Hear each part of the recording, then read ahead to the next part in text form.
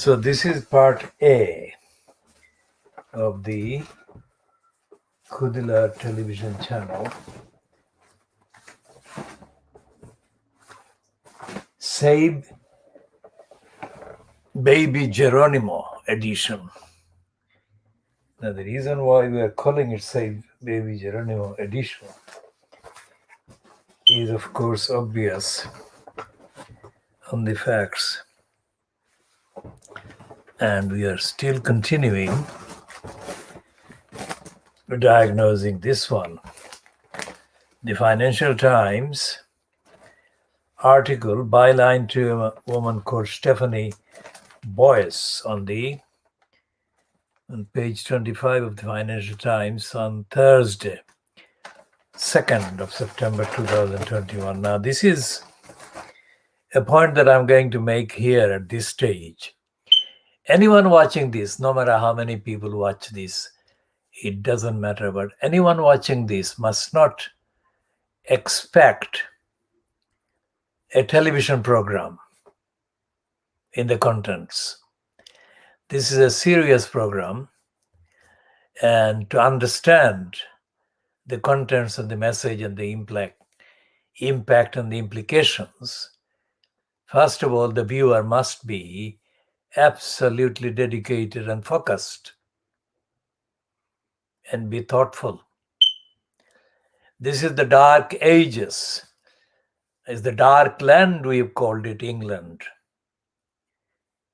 And to understand that, you need to be very attentive to what is being said and what is being shown. Because this is today's Saturday. And this one is the Financial Times of Thursday. So it's 2 days ago. And we are still diagnosing this piece. Now, anyone who has read any of the posts in the last, let's say, 5 weeks that the Khoodeelaar campaign has published, either on Twitter or on Facebook or any of the comments and statements and assertions made on this Khoodeelaar television channel about the baby Geronimo. Now, we call it baby Geronimo because although Geronimo, who was born by a woman called Leonie Walker in New Zealand, has left children there or grandchildren, or a grandchild and children there, baby Geronimo. Still, because of ease of communication, we have decided to call him baby Geronimo. And we have been adding descriptive values and statements as we go along, as we've been going along. And this morning we have talked about the Magna Carta that we have been referring to, the Magna Carta of 1225.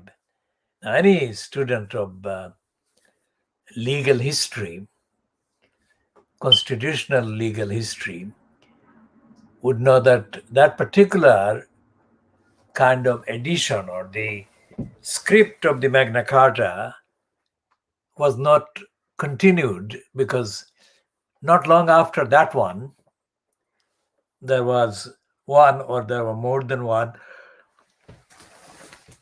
versions, different versions of the Magna Carta. Now that is just a chronological fact.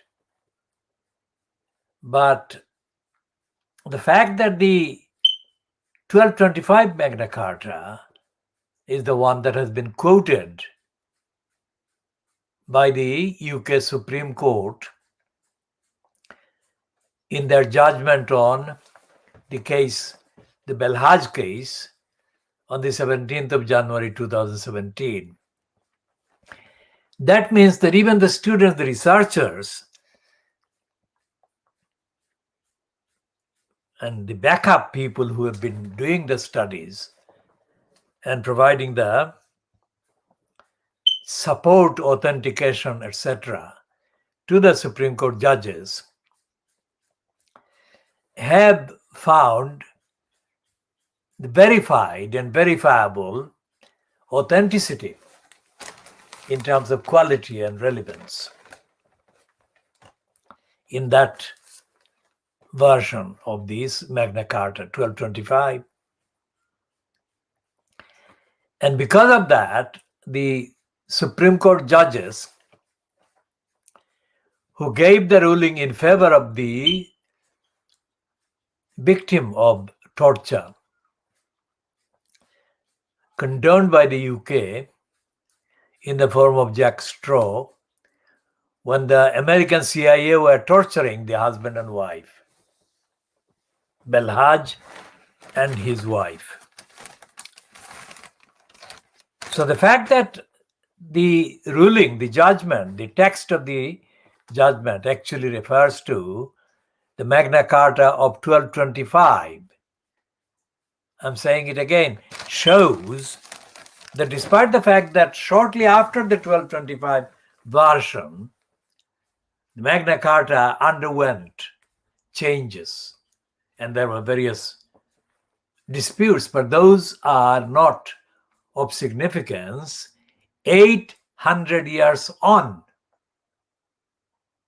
If they were, then the Supreme Court would not have quoted from that version. So think about your understanding of Magna Carta. Everyone kind of says Magna Carta, but you have to understand that any reference to anything like that Magna Carta is not a reference to what happened in 1225 or in the kind of period before that. That reference is to what is happening today.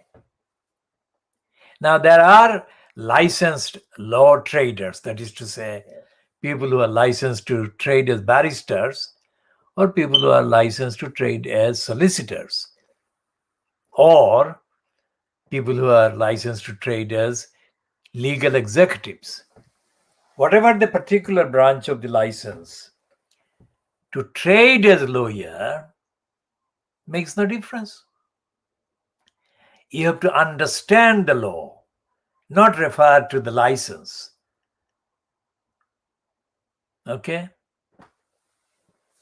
So what has happened in the last 800 years, during which so many hundreds of thousands of individuals have got license to trade as lawyers? There hasn't been, and I have said this before, there hasn't been anything as significant in terms of justice, liberty, and freedom within a quote legal framework. 800 years later, these Supreme Court judges couldn't find anything in between. Think about what I'm saying. The Supreme Court judges or the Supreme Court couldn't find anything between, let's say, going backwards, say 2015, because the trial actually, the Belhaj trial took place in the UK starting in 2015. So let's go back from 2015. And I'm not looking at any of the documents. This is all from my memory, from my understanding. So from 2015 backwards to, let's say, 800 years, they have traveled, they have looked, they have searched, they have scoured, and they have investigated, and they couldn't find anything as remarkable as that particular quotation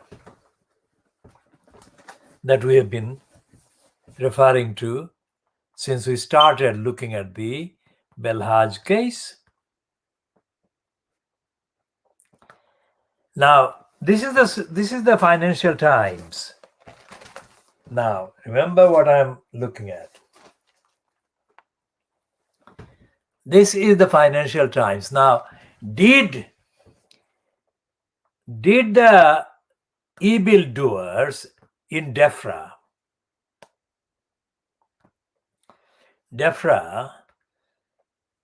and I'll give that to the people who are. DEFRA is a short for Department for Environment, Food and Rural Affairs. And DEFRA is a dysfunctioning, corrupt,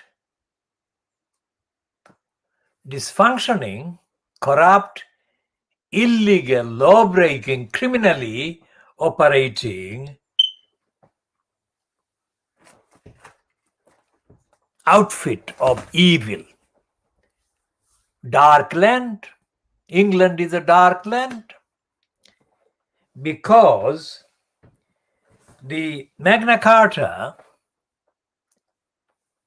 the promise, the pledge, the undertaking contained in that part of the quotation of the Magna Carta of 1225 are being breached, broken. And in the case of the Freedom of Information Act, which Chris Cook wrote about in his piece in the Financial Times, the Freedom of Information Act is being gutted by the UK government officials.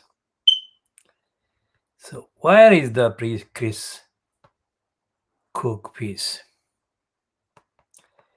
So what he's saying,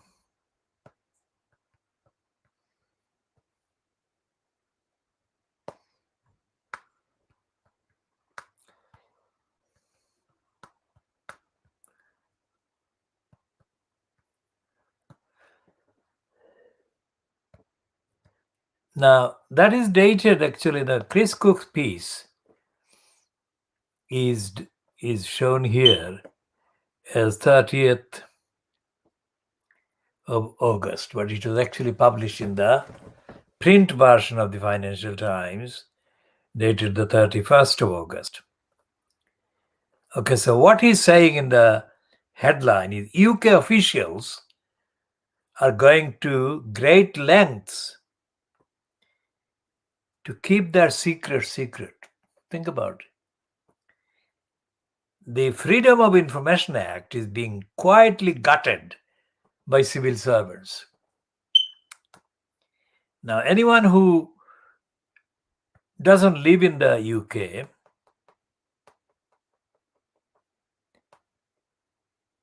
may not realize that the phrase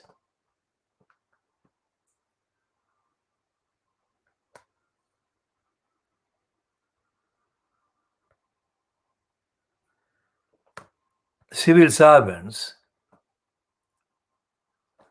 actually means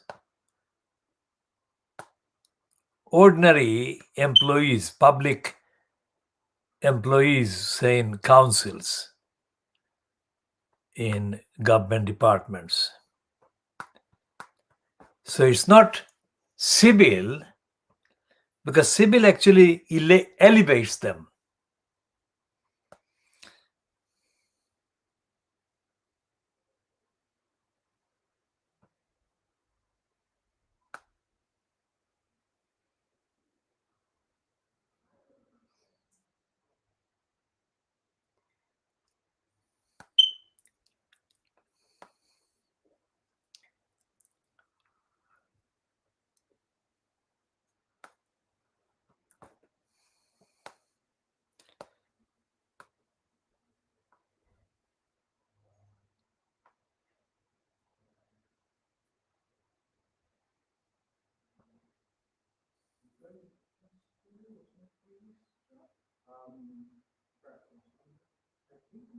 So, what they're quietly doing is actually sabotaging them. In context, we say they're burning them, they're burning the impact and the implications of the Freedom of Information Act. That's what Chris Cook said in his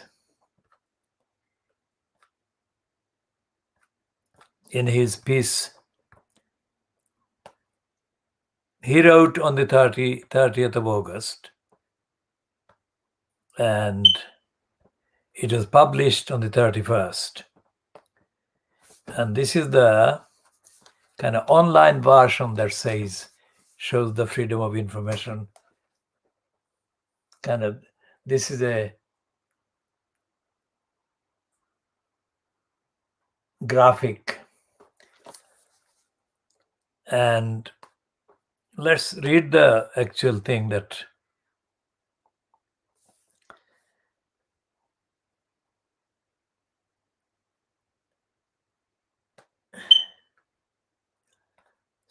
so he starts writing the piece August 30th, 2021.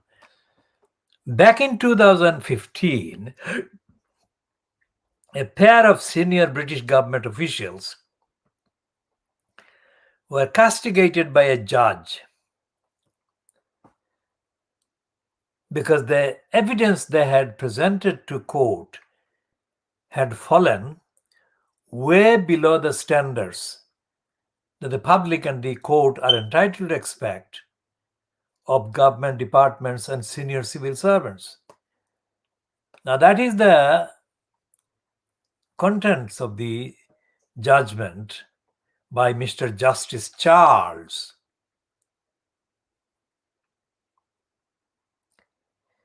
And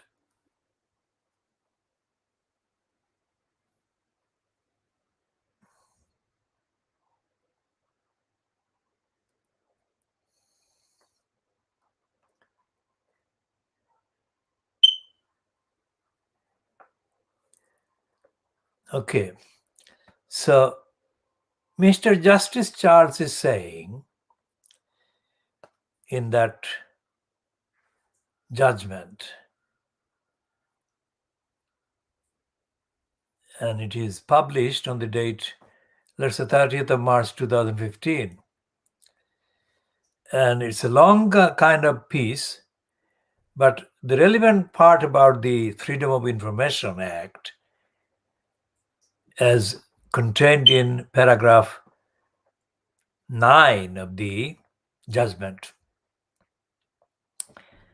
which reads, there is high authority for the proposition that a purposive and liberal approach should be taken to the interpretation and application of the Freedom of Information Act.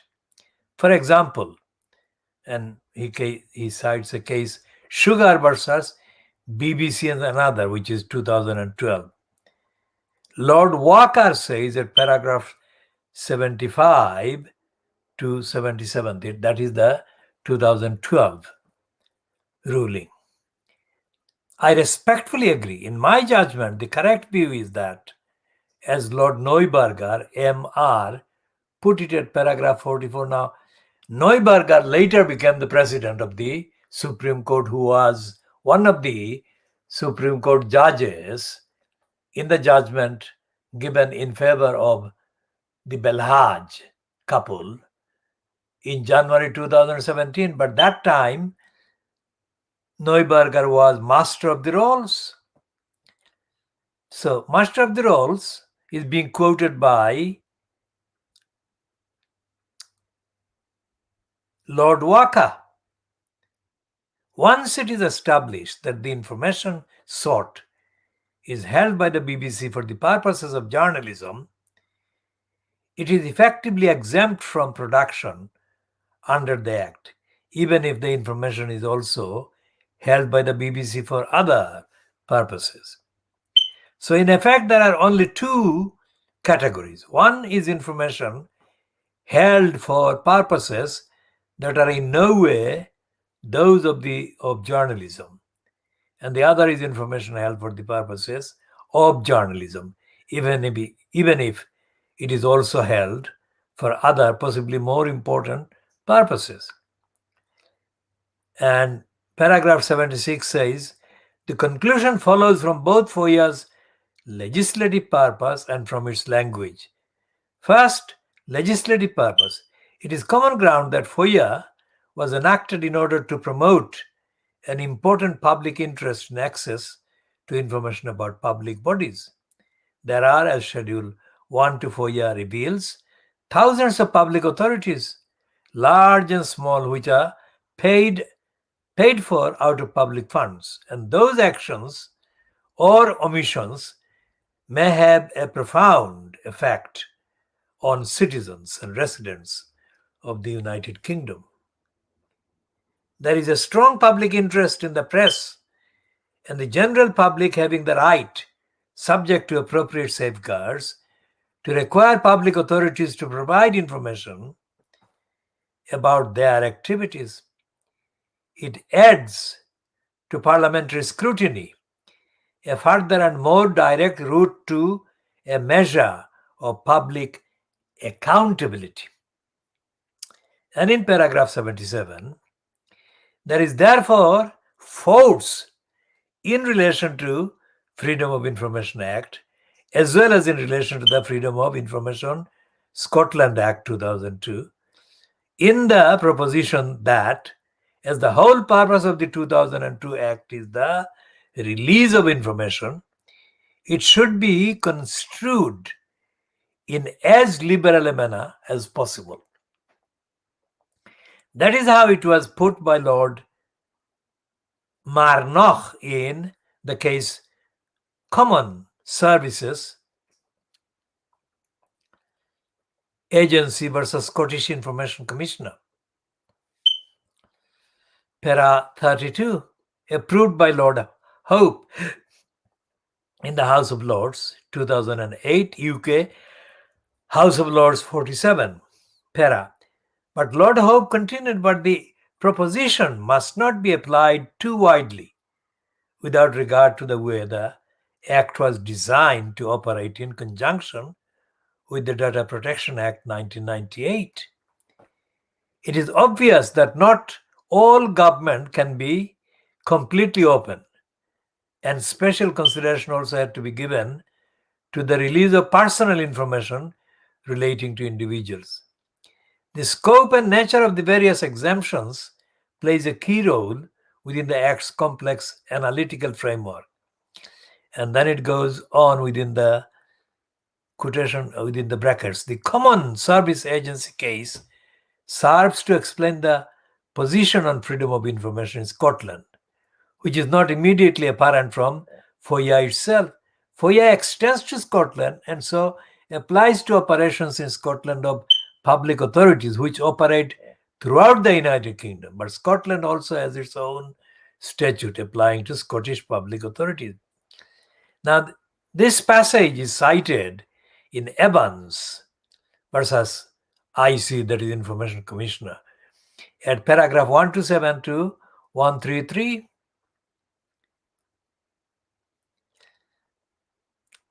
The Judge Charles, agree that there is a strong public interest in the press and the general public having the right, subject to appropriate safeguards. The public interest identifies the general purpose of the FOIA, and it is an aspect of the promotion of good governance and public confidence. Now I've come to this public confidence thing. Why?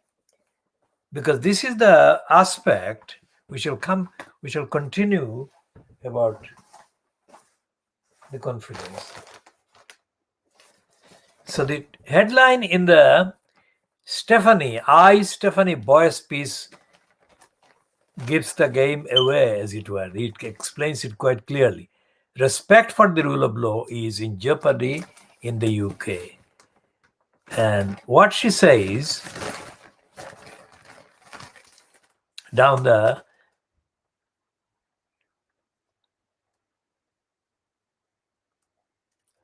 Okay, she does a kind of propaganda for the purpose of coming across as being reasonable and not having an agenda to destroy the government. She says Britain's respect for the rule of law, yes, is one of the reasons its justice system has long been the envy of the world. Now, obviously, this is a woman who is a solicitor, Stephanie Boyce, and she is most certainly on course to becoming made a dame or all kinds of things she is going to get. And this piece is in her name, but it is not written by her alone, let's say. So whoever advised her insisted on this concept of justice system being included. What I'm saying is that there is no justice system in Britain. If there were a justice system in Britain, then she would not be writing this for a start. Because justice cannot happen without the rule of law. And her heading is about the rule of law being in jeopardy.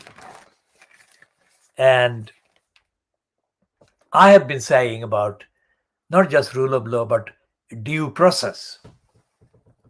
These are long established principles and markers and measures and criteria.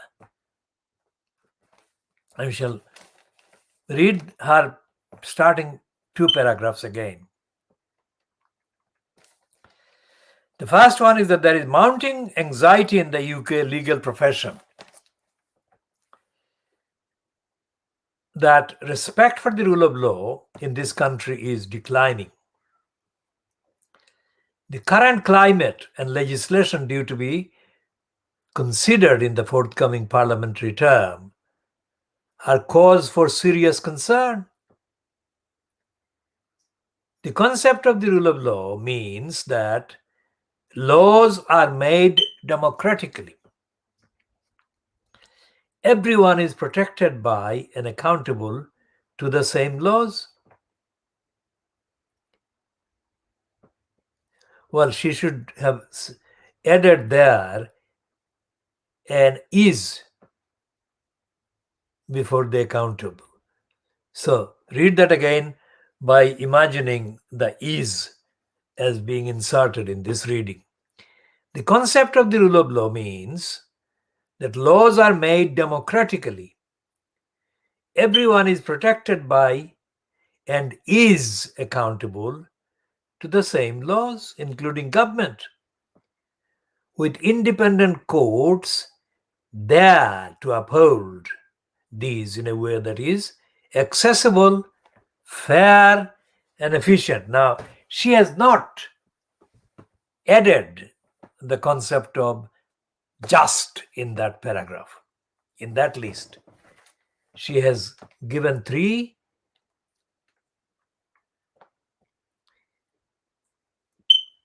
One is accessible, one is fair, and the third is efficient. But she has not included just. And then the next paragraph, which I didn't plan to read, but I have to read in order to make sense of the first 2 paragraphs, that arrangement is undermined if a government takes the view that laws, international or domestic, can be broken. The point that Chris Cook makes in his piece in the Financial Times, that this is what he says. The headline, of course, is there. The UK officials are going to great lengths to keep their secrets. And the next line is the Freedom of Information Act is being quietly gutted by civil servants. In the context, gutted means burned, destroyed. So you go back to that reference by Chris Cook to the judge, Mr. the Justice Charles, whatever the title. Back in 2015, a pair of senior British government officials were castigated by a judge, that is, His Honor Judge Charles. Evidence they had presented to court had fallen way below the standards that the public and the court are entitled to expect of government departments and senior civil servants. And then Chris Cook says, what were the consequences for those two men? That is, they gave a poor and dishonest kind of evidence. So Chris Cook wants to know whether they were penalized, those lying government employees. He says, what were the consequences for those two men? Nothing. And then he names one of them. In fact, one of them, Sir Alex Allan, remained the Prime Minister's official advisor, that is, David Cameron's official advisor, on ministerial standards until he resigned voluntarily. He wasn't sacked in 2020. There was no disquiet in government about this rather brutal ruling against an ethics official. Now let's consider the use of the term brutal. It was a criticism by the judge, but it was not brutal at all, because, as we shall see later, it didn't recommend any action. That judgment didn't recommend any action against the two civil servants. So Chris Cook continues, but the context is everything. The two men, that is the two civil servants, two public officials, were following a strategy run from the Cabinet Office at the center of Whitehall to stop a request made under the Freedom of Information Act. It was not an exciting request. It was a request just for some appointments from a minister's diary. But the British state now fights transparency by any means necessary. That is Chris Cook saying. But the British state now fights transparency by any means necessary. What is Chris Cook referring to there by British state? He is not naming, but he could be, because of everything else. The context fits that description. He could be talking about the behavior against the baby angel Geronimo and his mom, Helen MacDonald, by the department we have discussed before, DEFRA, over the last 4 years. So in court, says Chris Cook, Sir Alex Allan claimed that if FOIA requests could see a minister's diary, reading again, Sir Alex claimed that if FOIA requesters could see a minister's diary, politicians would adjust their appointment schedules by building in unnecessary and pointless or futile meetings or diary appointments. In short, they would fill their days with make work for fear of being accused of slacking. The core of the UK state is utterly paranoid about ministers being embarrassed. Now, to what extent did this piece and this particular statement create additional nervousness in the minds of DEFRA Secretary of State George Eustace and Boris Johnson?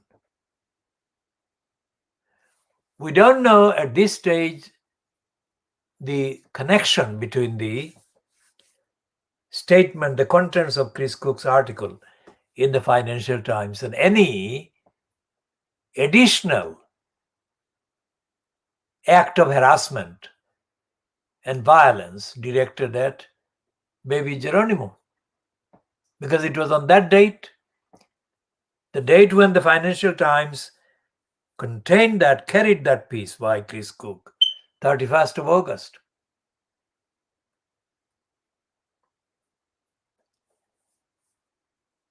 That the evil attitude on the part of DEFRA became additionally expressed. So what is happening with the Financial Times is another matter. Why is the Financial Times running not one, but actually 4 articles about the Constitution? Because Chris Cook wrote on the 31st of August that piece, and then on the 1st of September, it is Sebastian Payne who published a piece effectively about the constitutional crisis and wondering why former prime ministers are not coming back to the House of Commons. Because if, according to Sebastian Payne, if several former prime ministers who are not in the House of Commons anymore were present in the House of Commons during the debate about Brexit, then, says Sebastian Payne, the debate about Brexit would have been very much different.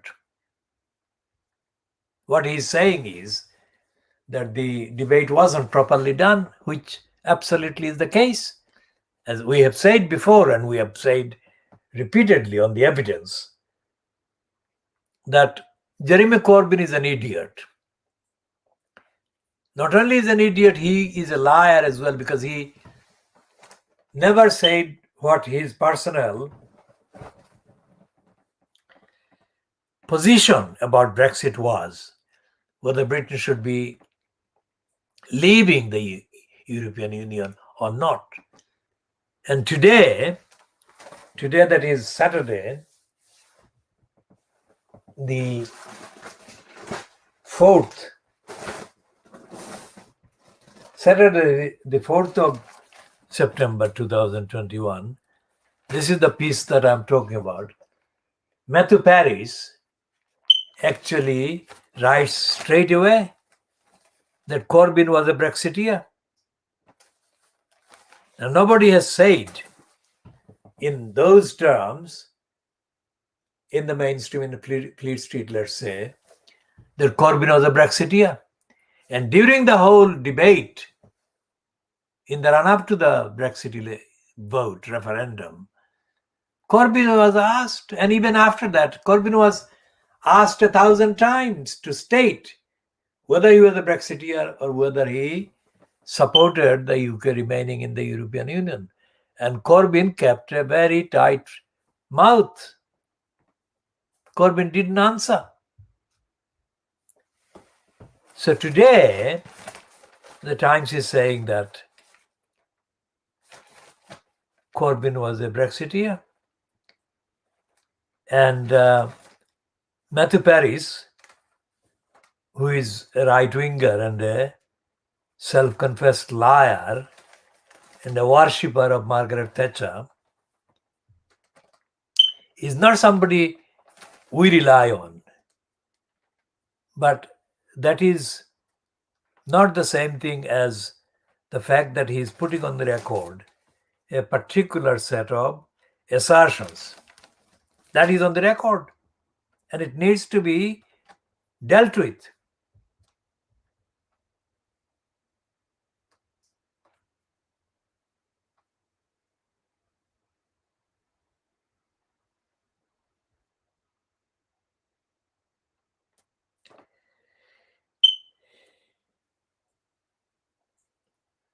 And he says that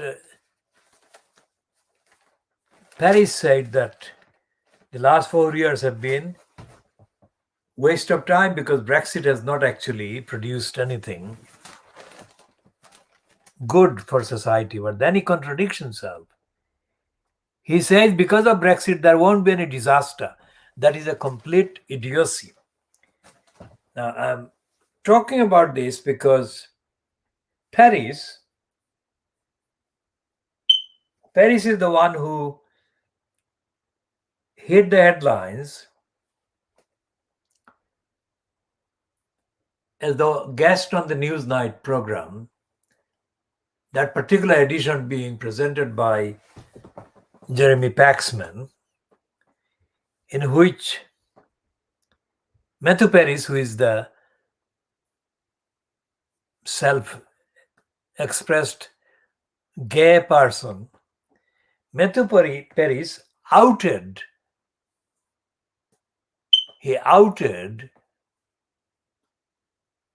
Peter Mandelson. Now, Mandy Mandelson, was one of Tony Blair's closest allies. So Matthew Paris, appearing on the Newsnight program, outed Mandy Mandelson as a homosexual, as a gay person, with a boyfriend from South America. Now, as a result of the kind of statement, the presenter of the Newsnight edition, Jeremy Paxman, after the Newsnight program broadcast was completed, went to Mandy Mandelson's house and left a note of extreme apology to Mandy Mandelson, who was one of his friends, despite the fact that Paxman is not a supporter or member of the Labour Party, he is a conservative. Now, when somebody like Matthew Paris writes a piece like that, which contains the reference to Corbyn being a Brexiteer, and then he says there will be no disaster as a result of Brexit, you have to wonder what on earth is this piece about? Because only in the last 2 weeks, the disastrous impact of Brexit have been in the news, including the continuing uncertainty and contradictions and damaging kind of relationships felt in Northern Ireland, which is part of the United Kingdom. I mean, if that is not a disaster, what is? Because Northern Ireland, in the context of Brexit, has been the subject of very clear, very heavy-duty comments by the current American President Joe Biden. And the Northern Ireland issue has repeatedly featured in constitutional disaster scenarios, which have always done damage to the Brexiteers. And it is absolutely certain that Brexit will break up the United Kingdom. Is this not disaster? So let me say that Matthew Paris is an idiot, because when he was an MP,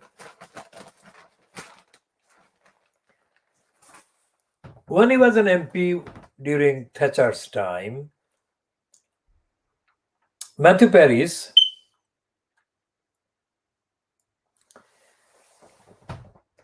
indulged in a grotesque criminality perpetrated against the integrity of the people in poverty and low income. And Paris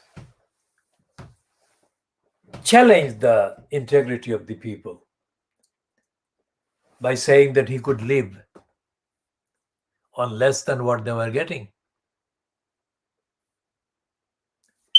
So he said that he would do a week and check out if he could live on the amount, which was less than what the lowest income people were getting.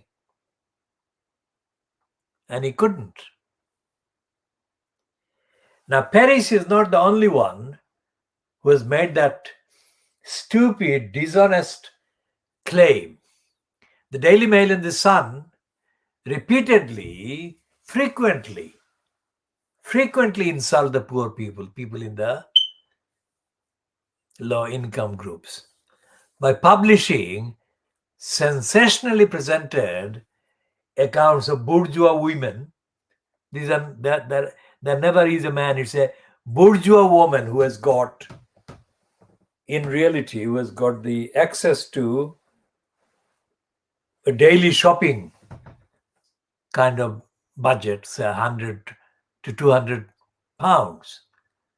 But the Sun and the Mail publish one such woman as feeding her entire family. Well, let's say the woman being presented is supposedly a low-income person. So feeding her family of 5 or 6 or 7 or whatever with the sum that is absolutely not even enough for one day's shopping. And there, the Sun and the Daily Mail claim that this woman or these women managed to feed a large family with 10 pounds or something. And they illustrate that finesse, that expertise, that skill by listing about 1,000 coupons. Now think about that. To acquire, to collect, to obtain hundreds of coupons, you'd have to spend an extra month of your life. So these kind of grotesque stupidities are invented by the fascistic right-wing Daily Mail and this come to insult the people in the lowest income groups in this country. I'll come to Matthew Paris and his stupidity shortly.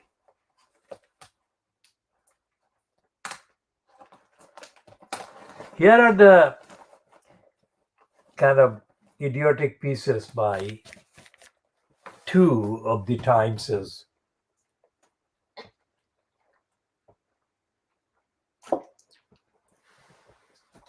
columnists or writers. One is their so-called political sketch writer, who is an absolute idiot, Matt Chorley,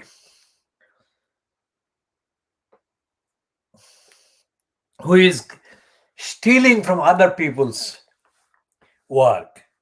Of course, we have been saying this thing every day about Keir Starmer being the political murderer of the Labour Party. And the Private Lie has been publishing its own versions of Keir Starmer being useless. So this Matt Chorley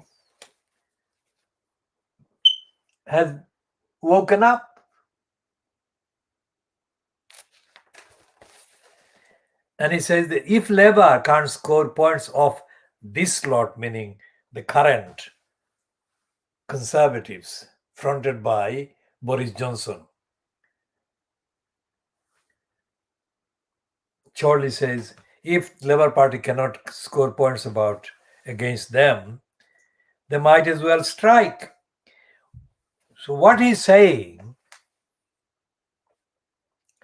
is not original, but it's true.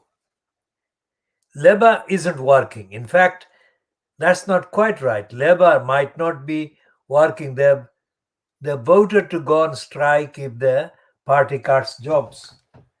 Now, we haven't said that. We said Labour Party is dead.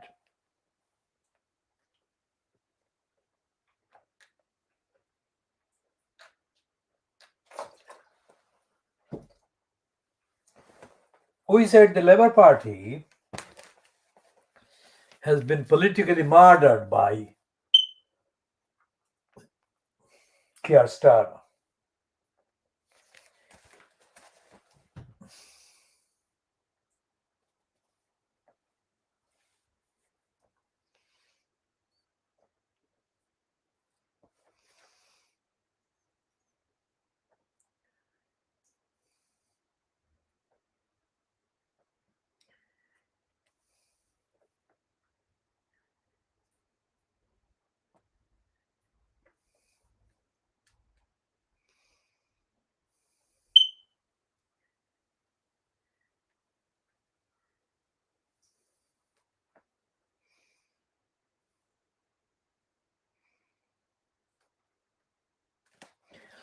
And his last paragraph says, Starmer says he wants to set out his vision in primary colors. As a general rule, people who paint only in primary colors get a brief spell pinned to the fridge before being quietly slipped into the bin. Labour isn't working, and nor is Starmer. Well, this has taken a long time for Matt Chorley to realize. Starmer had already murdered the Labour Party politically. And so if he murdered the Labour Party politically, then what else would he do? He won't work. He won't be doing anything that the party exists to do. He's not opposing. And that's what the piece in Private Eye says. I mean, it's on page 27 of Private Eye, and it's Keir Starmer. This is the piece. All right, so it says, hello, it's not easy being leader of the opposition. Let me tell you. Take this week, for example. How can I do my job when there is absolutely nothing to oppose? So that's the line. That is absolutely the line. And that all of that takes us back to the Financial Times and the rule of law. Let's go back to the rule of law.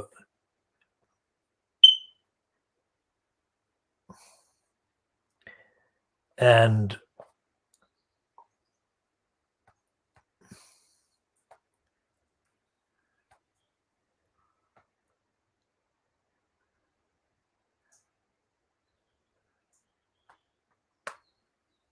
so the due process is the one that is next to rule of laws. So let's look at the due process, because we have discussed due process a few dozen times in the last few weeks. Due process is the legal requirement.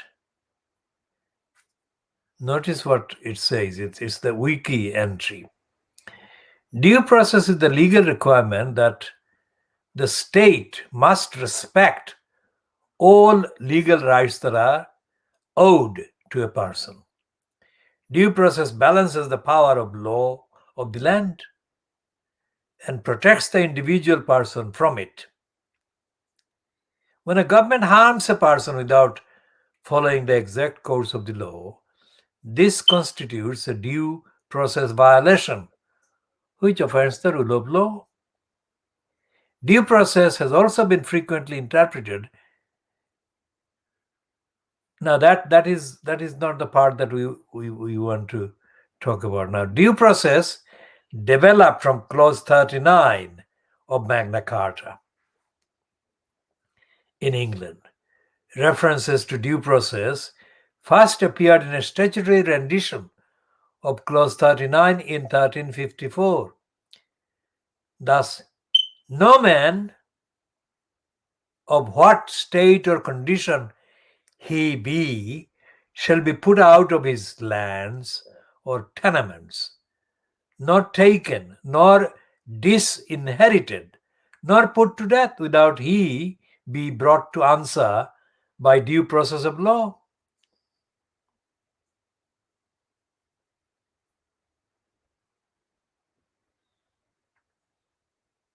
And then it goes about the Magna Carta. Now, this is the Magna Carta that we have been talking about. In Clause 39 of Magna Carta, issued in 1215, John of England says, this is the bit: no free man shall be seized or imprisoned or stripped of his rights or possessions, or outlawed, or exiled, or deprived of his standing in any other way, nor will we, that is the state, proceed with force against him, or send others to do so, except by the lawful judgment of his equals, or by the law of the land. And Magna Carta itself immediately became part of the law of the land, and Clause 61 of that charter authorized an elected body of 25 barons to determine by majority vote what redress the king must provide when the king offends in any respect against any man. Thus, Magna Carta established the rule of law in England by not only requiring the monarchy to obey the law of the land, but also limiting how the monarchy could change the law of the land. So this entry says what I said earlier about the various changes and versions. So for example, it says, however, in the 13th century, the provisions that is just read may have been referring only to the rights of landowners and not to ordinary peasantry or villagers. Shorter versions of Magna Carta were subsequently issued by British monarchs, and Clause 39 of Magna Carta was renumbered 29. The phrase due process of law first appeared in a statutory rendition of Magna Carta in 1354 during the reign of Edward III of England, as follows.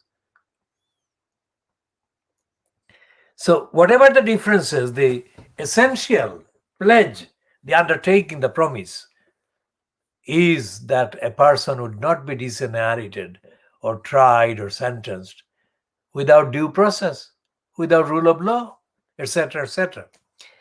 And the fact that all of this is being done, that is, the respect for the law is being broken, and there is not a squeak, there is not a single sound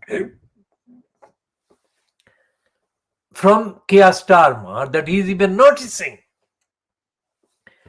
these criminality, willful breaking of UK domestic law by the Boris Johnson fronted cabal, shows that Starmer, of course, is not working.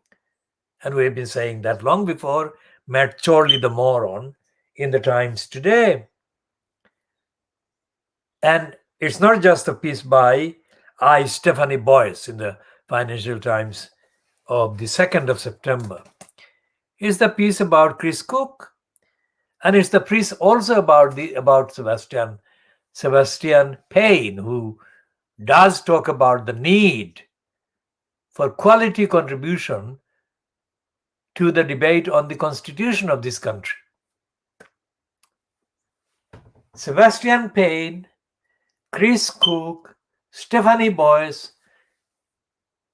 and the Financial Times editorial board yesterday, all of them are talking about the unfitness of the law in the UK.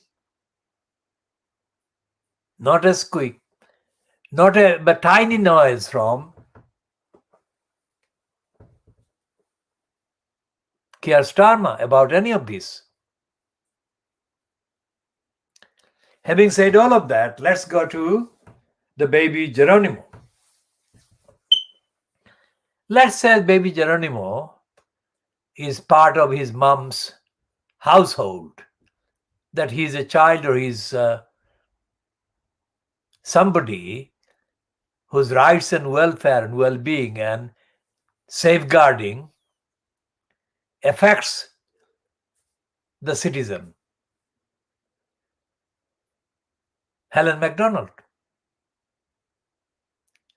If this were not the land of darkness, if this were an enlightened place, then all these concepts of due process, respect for the law, freedom of information, Human Rights Act, and about a dozen other acts that have been violated in context of the DEFRA's assaults on the rights of Helen MacDonald.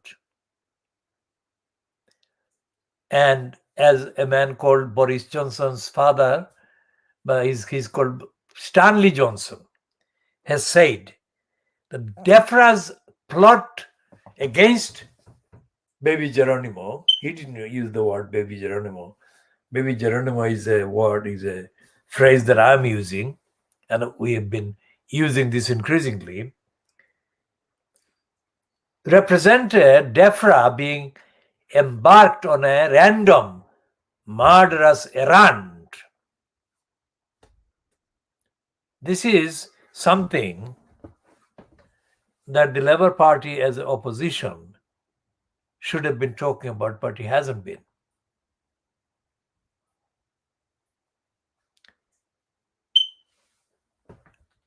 So, and the Labour Party, so-called, that is still kind of officially active in the House of Commons, doesn't have a single member of parliament who is making any noticeable point about the concept of rule of law, due process, Magna Carta, most certainly not justice. One of the kind of front benchers that Keir Starmer has been happy to promote is somebody called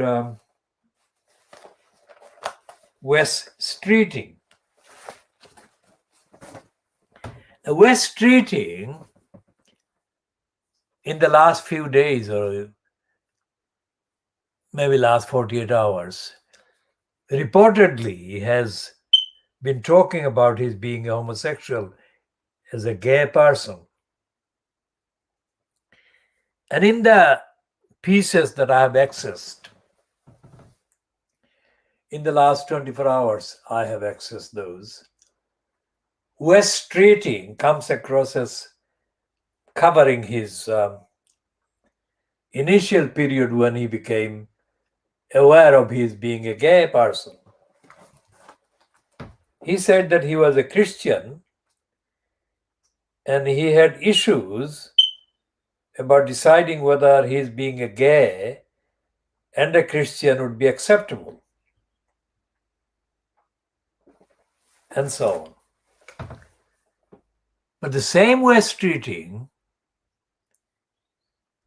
has been also extremely prominent as a member of parliament in condemning what he and his kind of supporters or colleagues have branded to be Jeremy Corbyn's anti-Semitism. And West Streeting has been going out of his way over the last, well, let's say 5 years, in condemning Corbyn and in promoting what he calls the rights of the Jewish people. And in particular, West Streeting has been a prominent supporter of the movement that Eric Pickles belongs to, and that movement is exclusively to promote the kind of say and the rights of the victims of Nazi Holocaust. And we have absolutely no objection to Streeting or Pickles doing what they're doing to uphold the rights of the victims of the Holocaust. But here is something that needs comparison, and that role that West Streeting has played in endorsing the murder plot by DEFRA against an innocent 8-year-old Geronimo is a contrast that actually sinks the image and the understanding of this time and this land. And it makes a land of darkness, no justice for the innocent. Because when West Streeting was asked if he supported the murder plot against an innocent Geronimo, West Streeting said he did. And he did that without any hesitation. And he made his criminal endorsement even more reprehensible by faking a factor that he was being cruel to endorse the murder plot against the baby Geronimo. Of course, he didn't believe that he should not be cruel.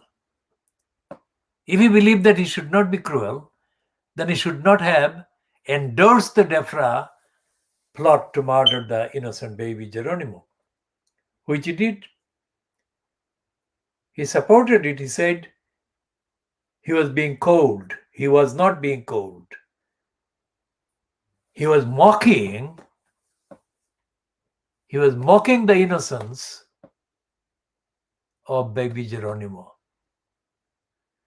Because neither Streeting nor anybody else on the whole face of the earth has a shred of evidence that baby Geronimo did any wrong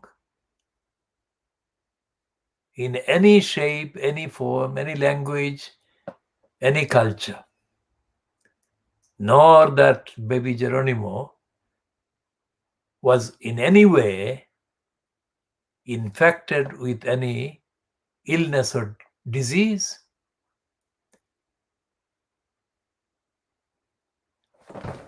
So West Streeting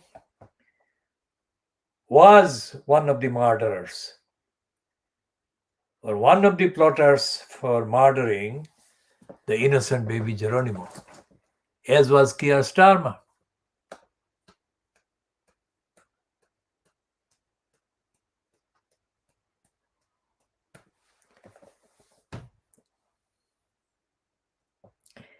So when baby Geronimo stands in that farm in South Gloucestershire, he may look as if being surrounded by sympathetic people, some of whom have been photographed as being described as Geronimo's angels and supporters. We don't know these persons personally. So we cannot comment on them as to who they were or where they came from. As at this time, we don't know who they were. All we know is what we have seen in the media, that there are these people, some of them holding banners, placards, and some standing there, and collectively being described as supporters of baby Geronimo. Remember, the phrase baby Geronimo is our phrase. If anyone else has been using those recently, then they would have been using them after we started using them. This phrase, these words, are factual,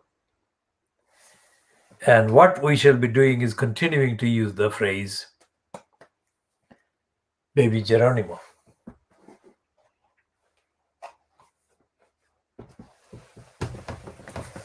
We shall come to the Financial Times again today.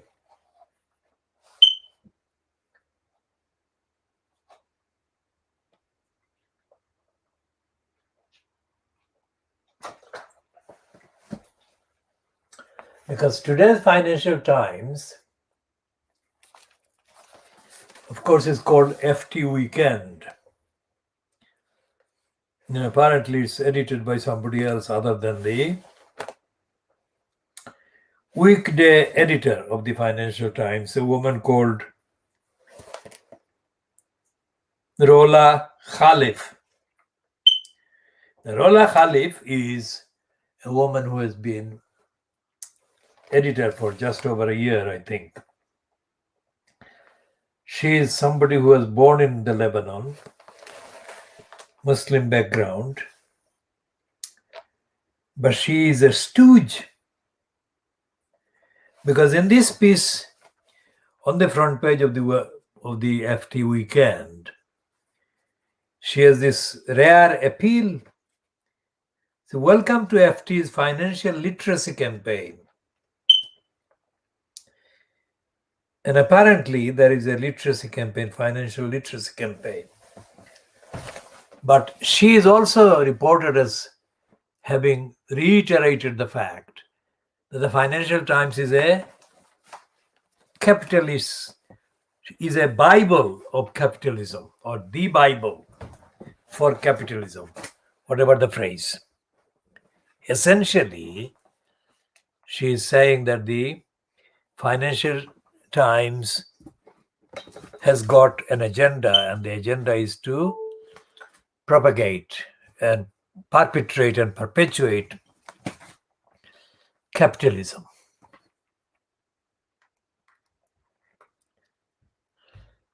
And when it does that, it doesn't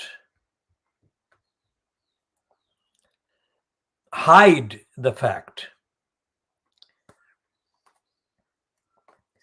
that is denying many of the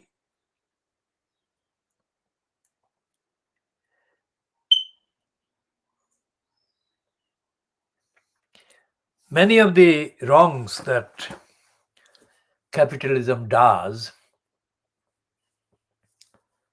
She is in denial of those wrongs, and she is part of perpetuating the wrongs. And the parts of the perpetuation of the wrongs include the condoning of the illegality, the intentional criminality of the Boris Johnson-fronted cabal. The criminality, for example, Chris Cook writes,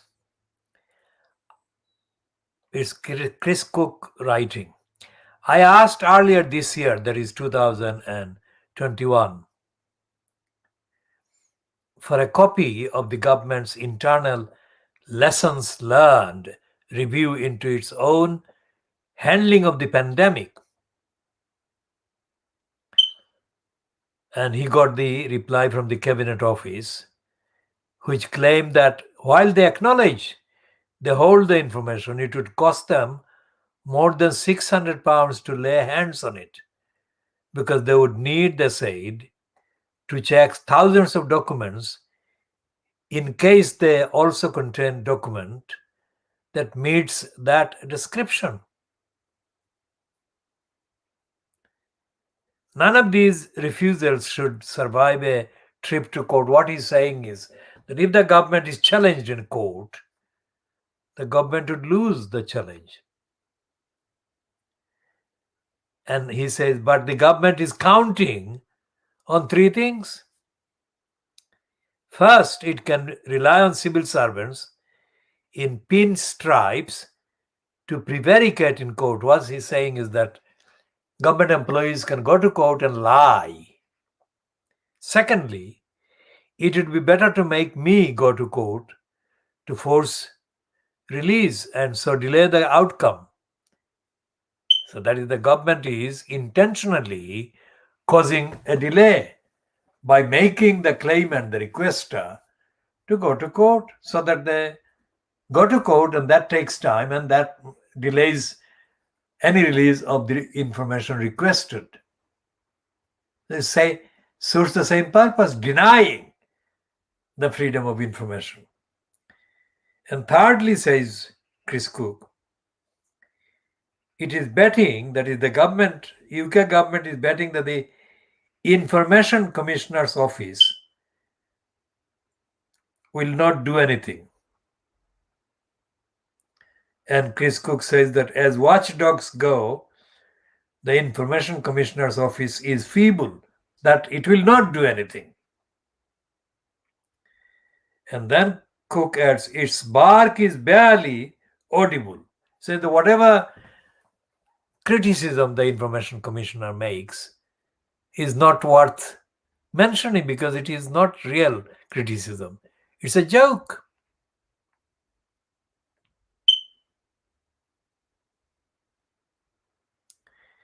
And he says that the Information Commissioner has ever made only one prosecution, and it's a local authority clerk.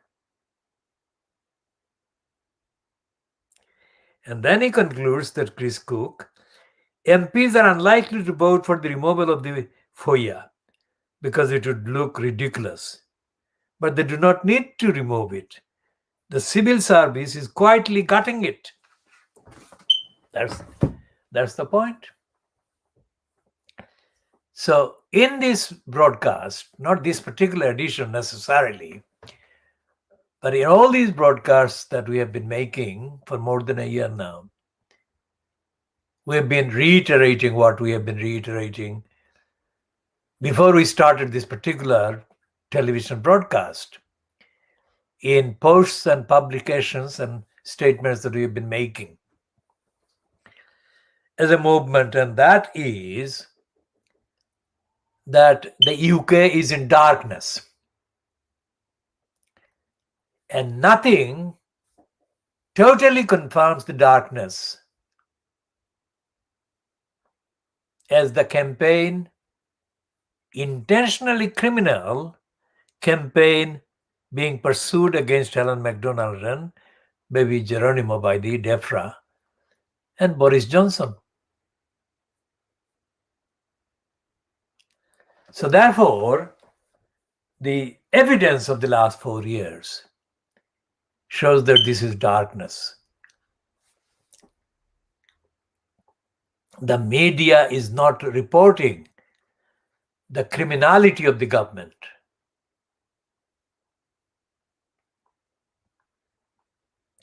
The media is not reporting the campaigns against the criminality of the government. The media is not reporting the campaign for justice for Geronimo, baby Geronimo.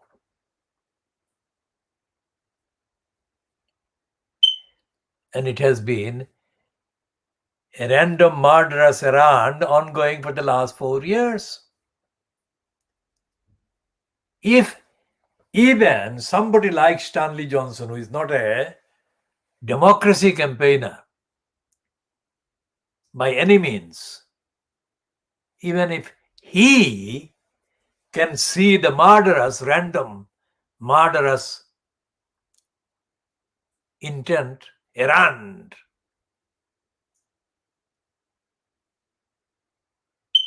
And people with more extensive claims to care and to know about rights, about accountability, about due process account, the law, about justice, should have no difficulty in understanding what has been being done against baby Geronimo and against Helen MacDonald and against objective science, against objectivity and against the due process and the rule of law and the duties for justice and truthfulness and honesty and above all compassion.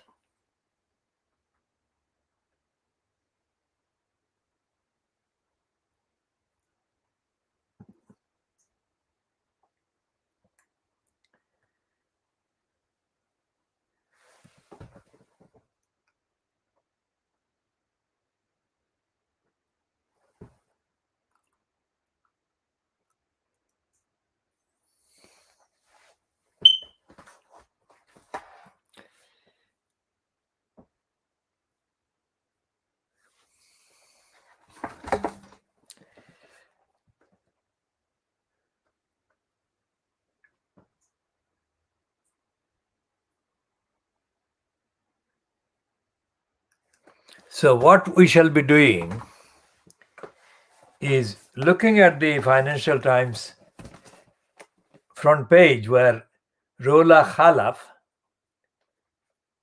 boastfully makes an appeal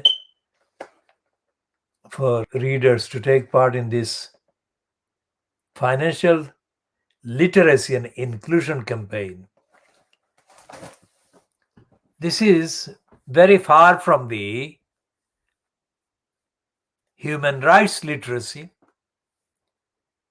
justice literacy, democracy literacy, equality literacy, fairness literacy. All of those are left out of the financial literacy thing, and there is no mention. There is no mention of human rights, equality, accountability, and anything.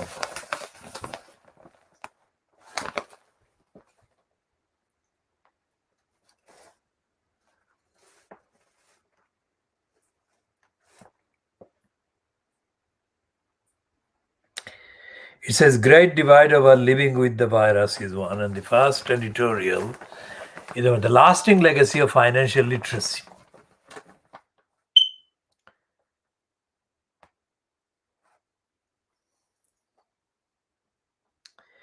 And it admits in the last paragraph, not every child will inherit wealth or the parental help and advice that often comes with it. But rich or poor, higher standards of financial education can be a lasting legacy for everyone. That's a lie. That is an absolute lie, because if the judiciary is corrupt, as the judiciary in England is and has been, then no matter how knowledgeable the claimant or the litigant may be, if the corrupt judiciary is intent on acting as the rubber stamp for the corrupt decision makers, the wrongdoing decision makers, the criminals making the decisions sitting in government offices, no amount of awareness, intelligence, and knowledge about their claims will make the claimant victorious against the lying, corrupt decision makers, who will be given the rubber stamping yes by the corrupt criminal judge sitting in the High Court. As has happened with the three judges all three of whom have actually acted as rubber stamps for the DEFRA and against Helen McDonald's applications to safeguard the baby Geronimo.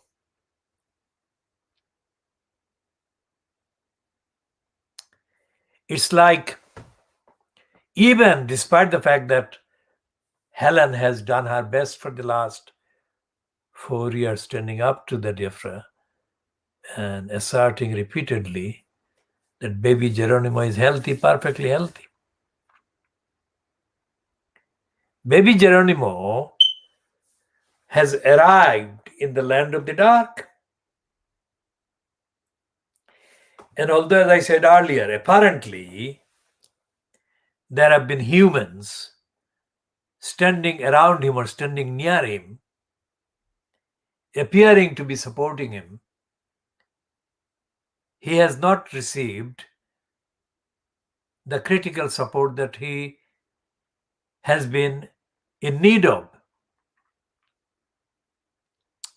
So it's like there are people, these are phantoms. I'm not saying that by denying the sincerity of any genuine supporters.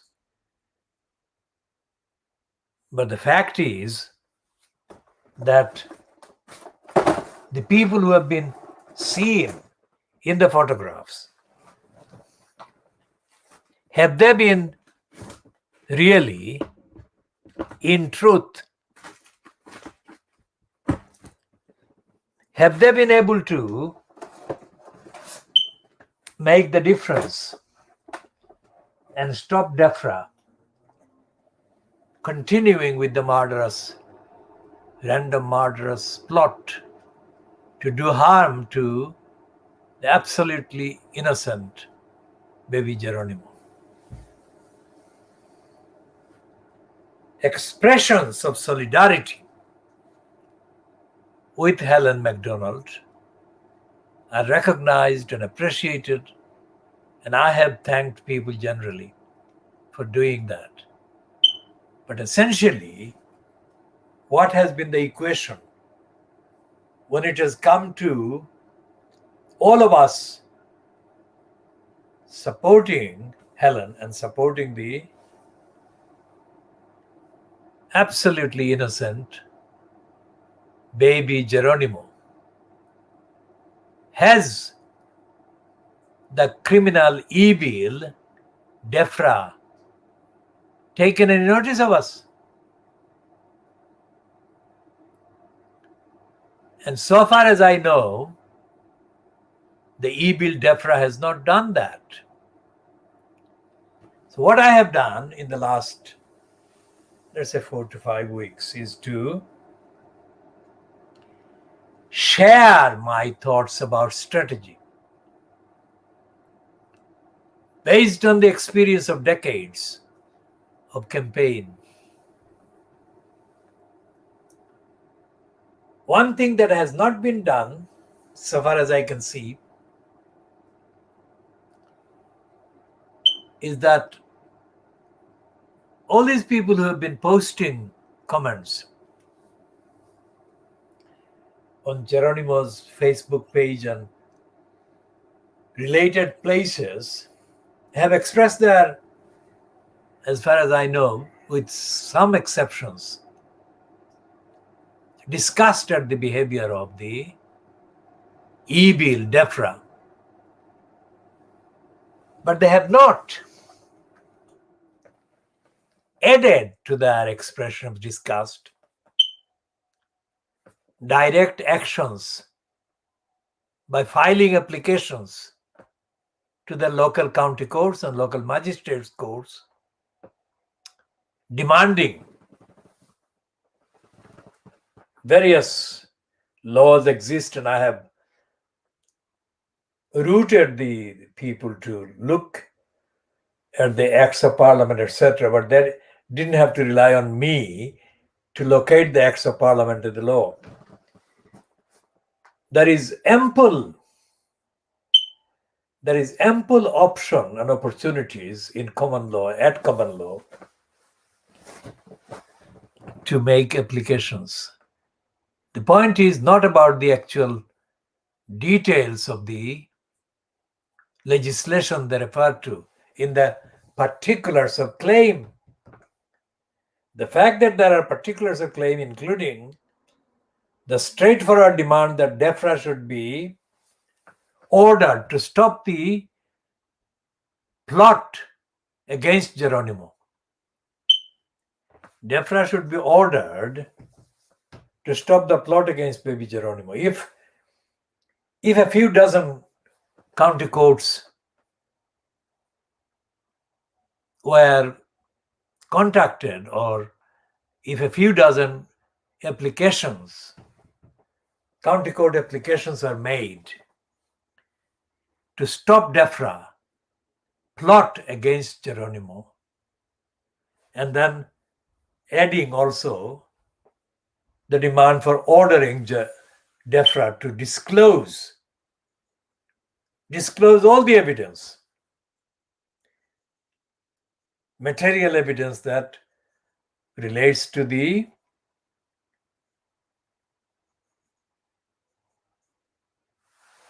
criminal plot against Geronimo, that there must be done in accordance with not one act of parliament. This demand is justified under at least 20 acts of parliament, domestic acts of parliament. How many such applications were made in the last period, whatever, last year, last month, to county courts? Why am I talking about county courts? Because in terms of the procedural kind of details and the time, etc., applying to a county court is comparatively a shorter kind of process. But it's not the actual hearing based on the applications that would have been useful. It is the fact that applications have been made, and that fact has been publicized, that would have been applicable as a physical deterrent, as a stop to DEFRA from getting anywhere near Helen and the baby Geronimo. So that advice that I have given, or the option that I have shared, I don't think has been heeded by anyone. Why they haven't heeded that, I cannot say, because I don't know who made what kind of decision as to how or whether to ignore what I have been saying. Is it to do with who I am? That is, have they kind of considered the possible faith or possible nationality or whatever? If they did, then they of course have behaved not as supporters of baby Geronimo. Whoever they are, I don't know, because nobody has communicated to me any reason why they would have decided not to pay heed to my advice, which I have posted dozens of times, if not more. So when I say to one of the people posting words of sympathy and emotion to Helen, what have they done? It's not to question the integrity of that person, but to treat the communication as if it has been happening in a field of real physical warfare against an invading army of murderers of baby Geronimo. and asking somebody next to me, let's say in the post, what have you done? So that we can take stock of what has been done by anyone or more than one person, and then we can take the necessary next steps. That is solely and strictly the reason. If anyone treats my question as being anything other than what it is, as I have explained, then of course that is their problem. Either they are not genuinely engaged in defending the innocent baby Geronimo, or they've got a prejudice against me. Whichever it is wrong. They have been doing the wrong things. So the campaign for justice for baby Geronimo continues, as this edition is part of that campaign. And it is Darkland. It is the evil regime. And we don't believe that whoever the legal team has been, or legal teams have been involved in supporting or representing Helen about baby Geronimo. Let me be very clear. Whoever they are, I don't know them, except the name of a solicitor's firm, only because it's mentioned in the ruling, and the name of the licensed law trading barrister, Catherine McGahey. But I have not had any actual communication from the solicitors or the licensed law trading barrister, Catherine McGahey. So I don't know what she has been looking at, or what the solicitors, quote, instructing her, have been looking at in terms of the legal basis for challenging DEFRA. Now, DEFRA challenge is not just based on one item of lies by DEFRA, one item of criminally conceived untruth and lie against Geronimo. The challenge includes literally dozens of components and factors. And the questions I shall be putting online, I shall putting in the broadcast, the questions, not necessarily in this edition, but I shall be putting the questions. Because what is happening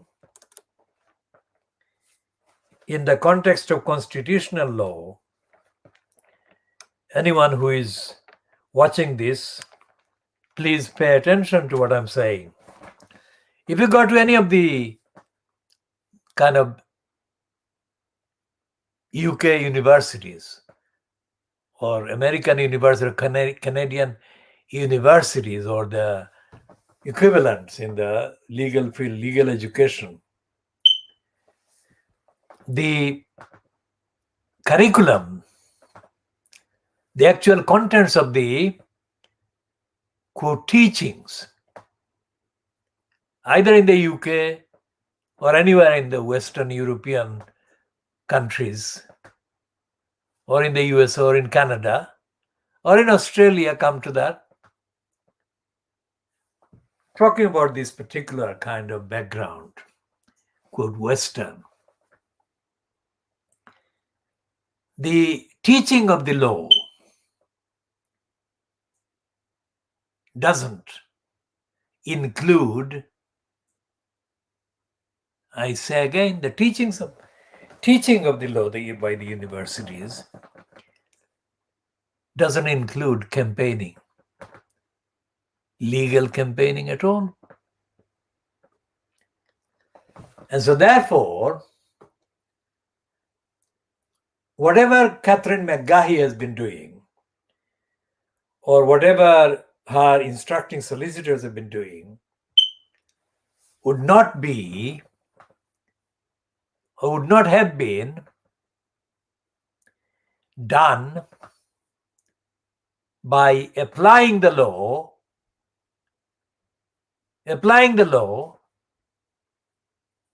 as a campaigning option and tool. And the newspaper reports that I have seen, of the cases do not show any trace of any of the formal official representatives representing Helen Jane MacDonald expressing in the news reports, expressing any campaigning demands or representation. That is what I am basing on the published accounts. And the published accounts would not have left out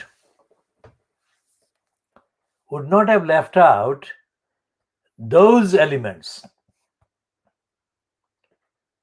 If any of the cases, because there have been three cases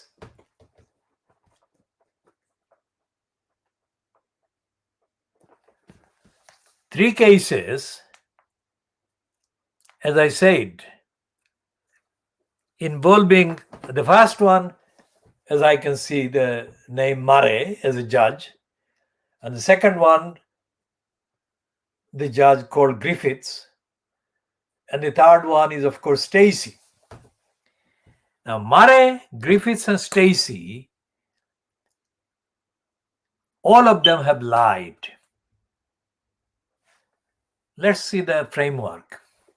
As I said, the universities in the UK do not see or show or teach law degree or the law professional course as anything to do with campaigning within the law, a legal campaign.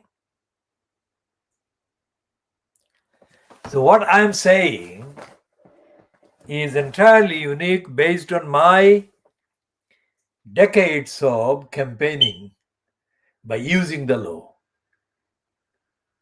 So it's applying the law rather than being a prisoner of the law that is dominated by the evil decision-making likes of the evil dark age DEFRA. So it's a question of opening up the law and diagnosing the law and trying to see if the law is fit for purpose. Now, how do you do that? If you are looking for an addition to your CB as a result of saying this barrister or this solicitor represented Geronimo, not because of the quality of the legal superiority of the law or the justice aspect or the advocacy of justice for Geronimo, but because of the name. Geronimo was a case. It was a, quote, famous case. My approach to doing campaign with the law is completely clear. Save Geronimo, stop DEFRA, defeat DEFRA, and keep Geronimo alive.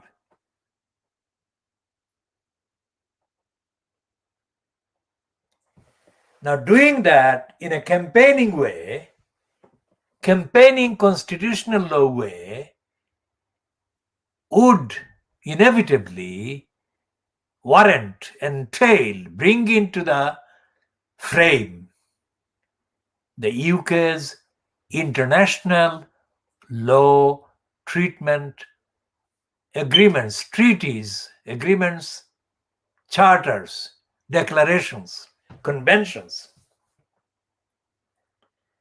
If a particular judge like Murray or Griffiths or Stacey proceeds with a contemptuous rejection of the application to stop the lying DEFRA, then all the available obligations and duties that the UK as a state has been under because of the status as a signatory to all these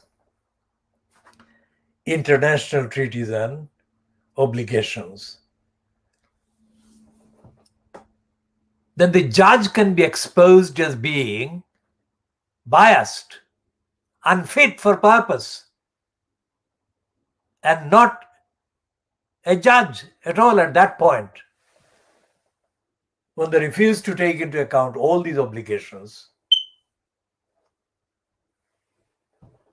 And the biggest, the strongest, the weightiest claim against DEFRA, against the judge, and in favor of Geronimo, is that Geronimo is healthy. Geronimo is not ill with anything. And Geronimo has not been in any other form, but continuously in the best possible health. And that by denying that, the court and DEFRA are committing multiple crimes. There are multiple crimes according to common law definitions, according to the criminal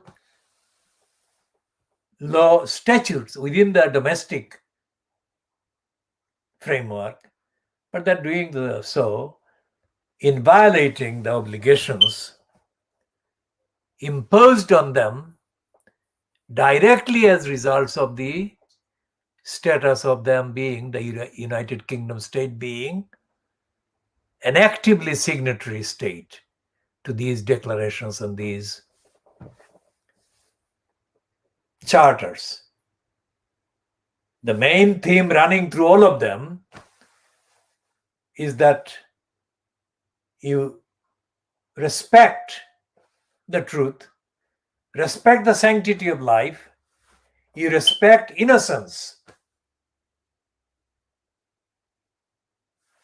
And on all those tests, the judges fall, DEFRA falls, the government falls. So the question is, has there been in the last week any sudden nervousness on the part of the DEFRA and the judges and the legal sort of agents?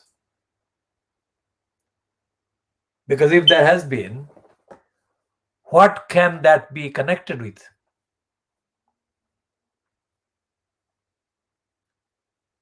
Could that be connected with the piece or pieces?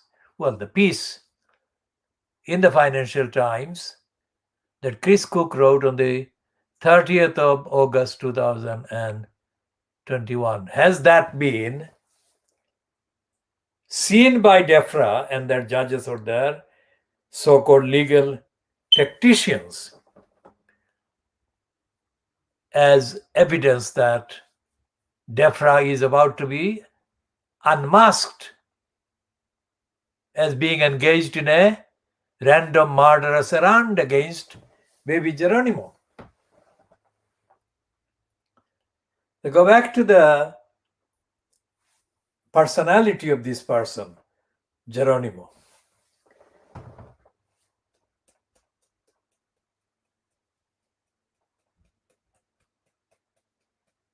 How many people are there on the planet Earth? How many people live on the planet Earth?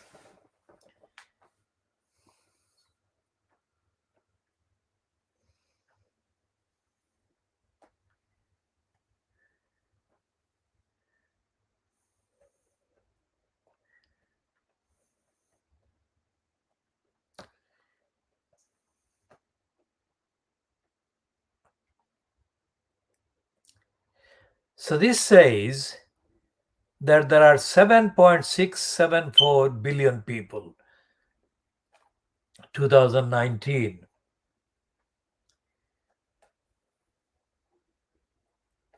So the annual increase is 1.1%.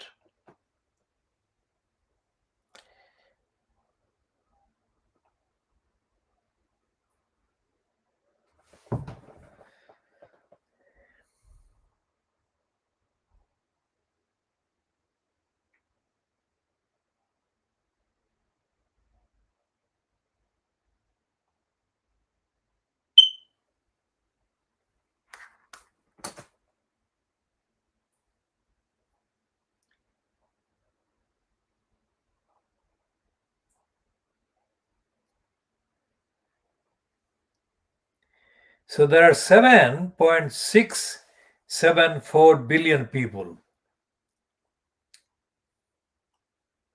It could be 8 billion people now because that was 2019.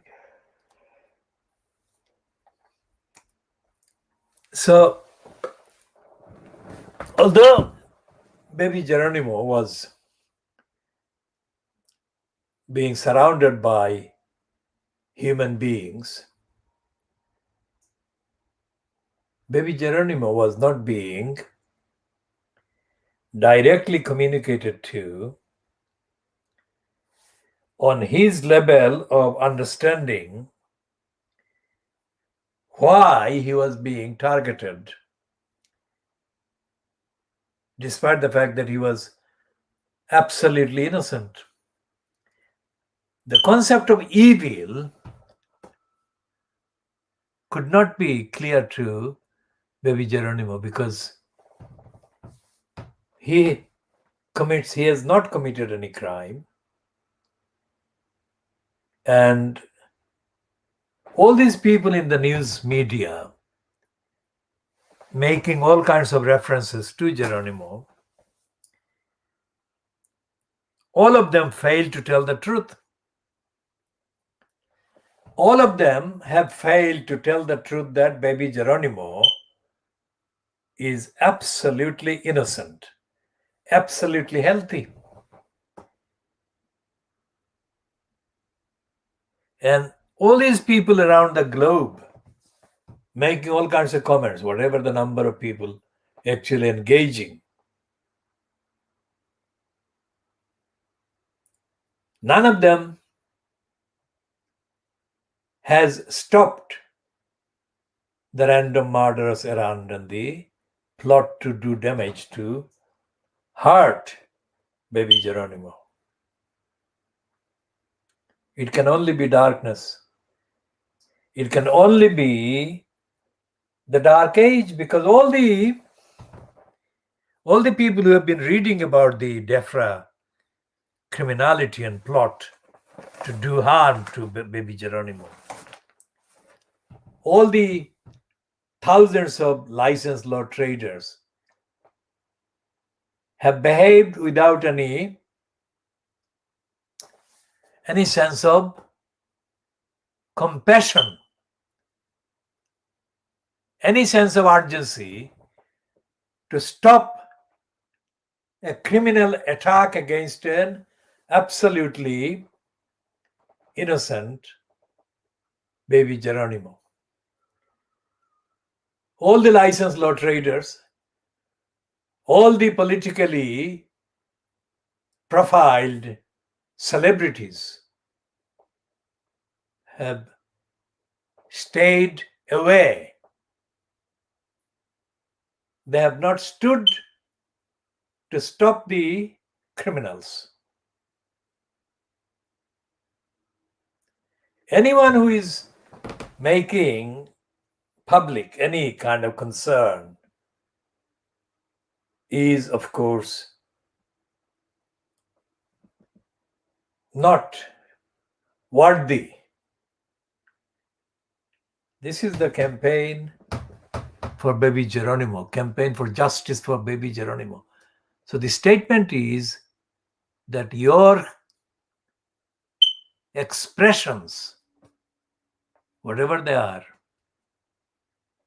if they don't stop the murderers from their evil plot, then anything you say, if anything you say is completely, absolutely of no use whatsoever. So the question is, who took what action to stop the plot? Who took how many, or who made how many applications to stop? How many courts? As I said at the time when I gave the opinion, I gave the advice, that don't worry about the court saying no to your application. File the application and make it known. Make it known as widely as you can. That is what you can do, because I cannot say to you to do something that you will not be able to do or will not be prepared to do. So I'm only doing something that I know you can actually do. Stay within the law and make a legal, procedural series of applications to any number of county courts, any number of other courts. Have you done that? And what have you encountered by way of the resistance or refusal or rejection? By what court? Where?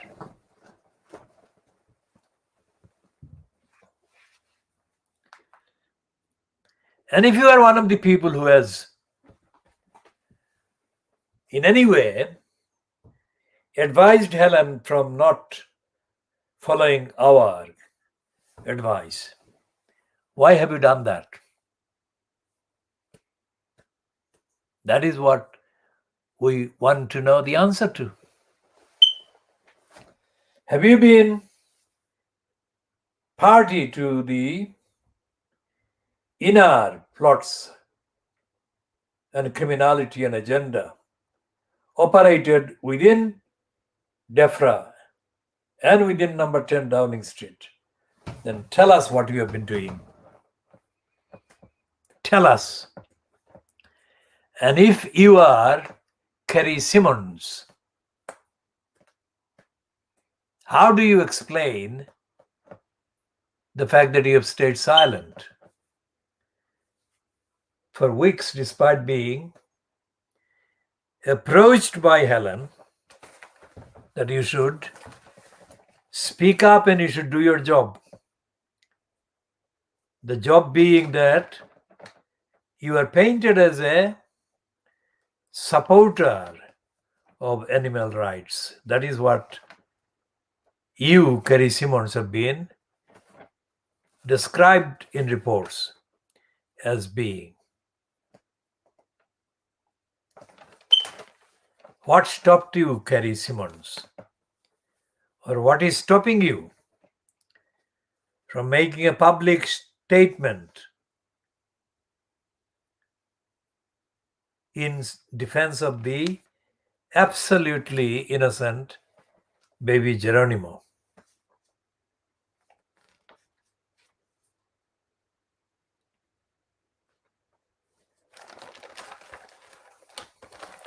Okay, here is an intermission in which I'm going to do a very short discussion about the London Borough of Newham, where the incumbent in the corrupt post of elected mayor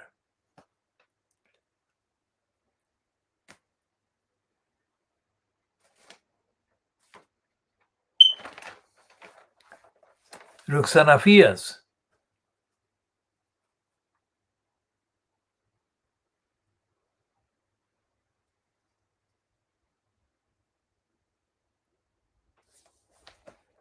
has been mentioned.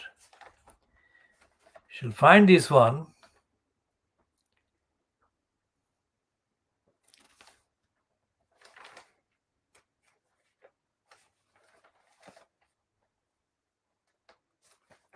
Okay, so that's page 18 of the latest, that is current edition of the fortnightly private eye.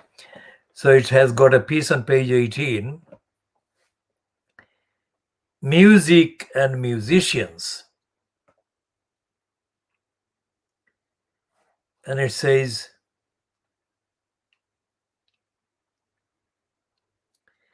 until the end of last year, residents of Stratford East had a successful cultural HQ that served them well.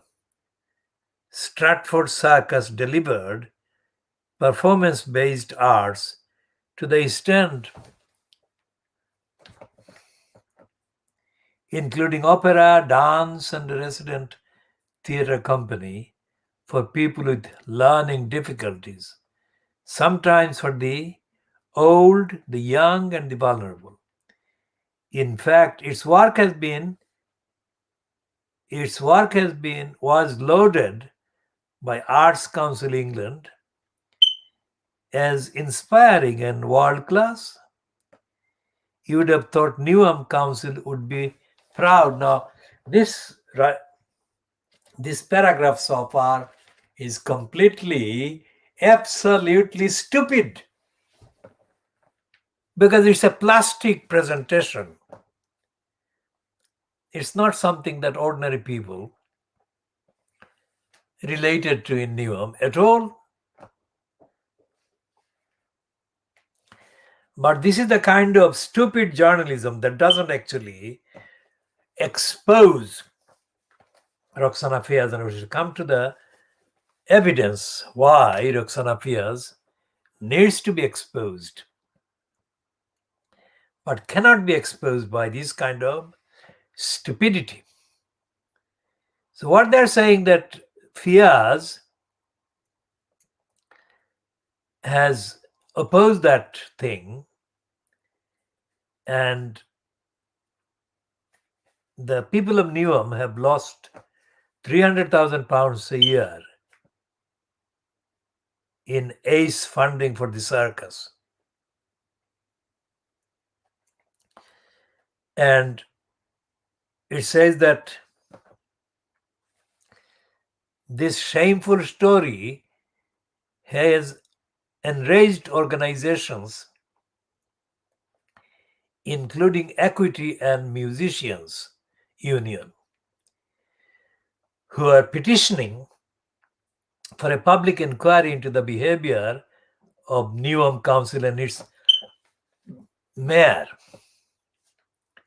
That Fias will take any notice is unlikely, but the people of Newham need to know what her visionary zeal has cost them. Now, this is stupid of the idiotic private lie. That is not Fias's biggest scandal. The biggest scandal is the criminal plot with which she sabotaged the so-called referendum on the continuation of the corrupt criminal post of elected mayor in May, on the 6th of May. She did the same thing as her crooked counterpart at the expense of Tower Hamlets, John Biggs, did. They both sabotaged the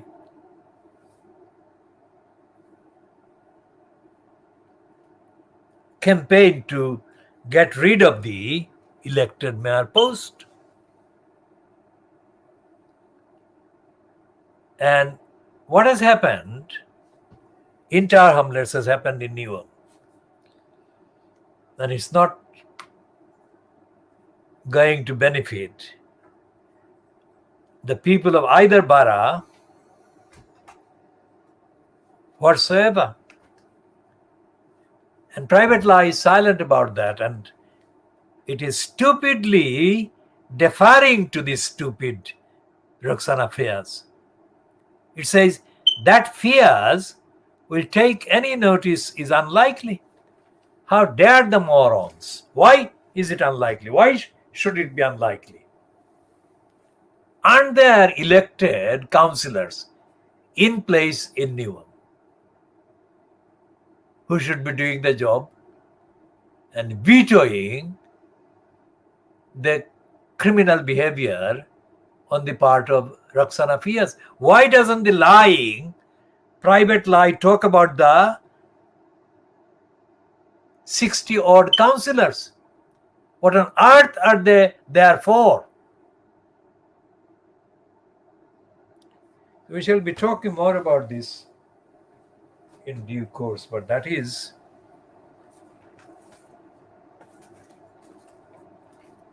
see, the thing is that these newspapers, Fleet Street newspapers, despite the fact that in the last 5 days I have been focusing on the Financial Times, because extraordinarily that series of articles about the law. One is Chris Cook's piece, and then the Stephanie Boyce piece. And yesterday there was this, day before yesterday, there was this editorial in the Financial Times about UK PLC.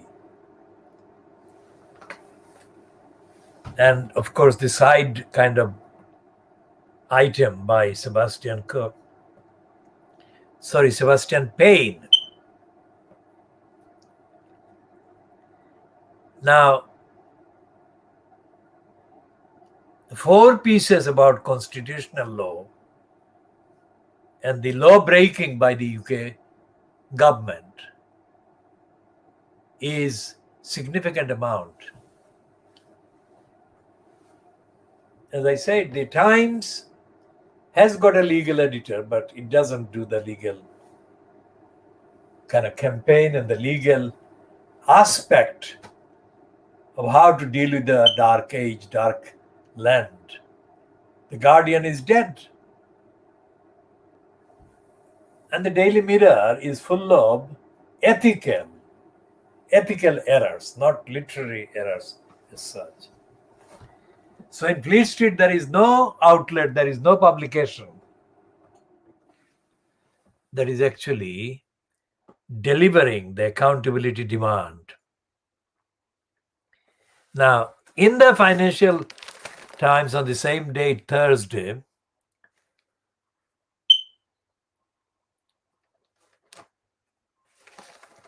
there is a piece about, it's Robert Shrimsley's piece, is the Boris Johnson's fear of Sunak spells perils for Tories.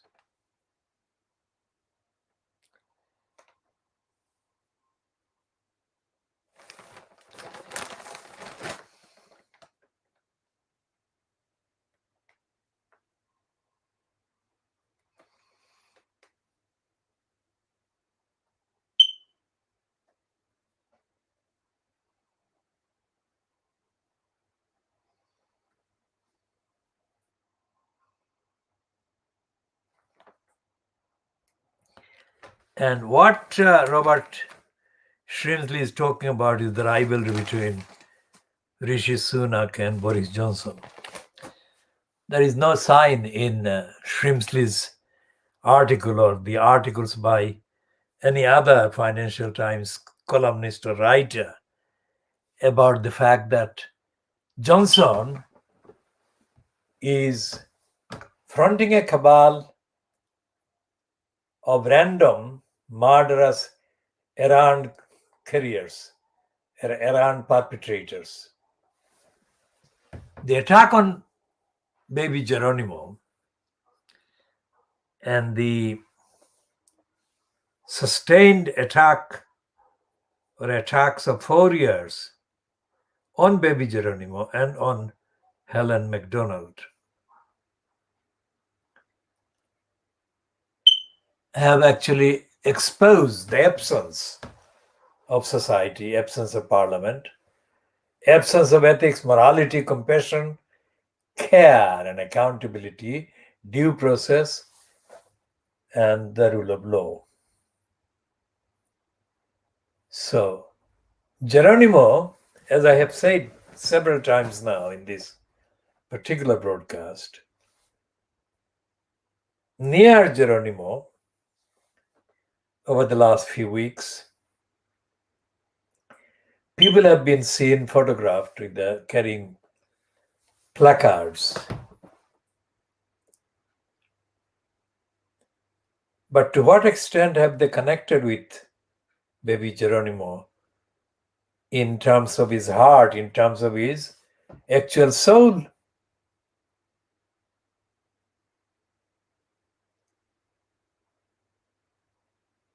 What could these people have been representing there? Have they been there to physically protect the baby?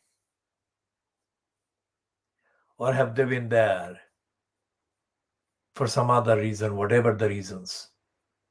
If they could spell out what they've been doing actually,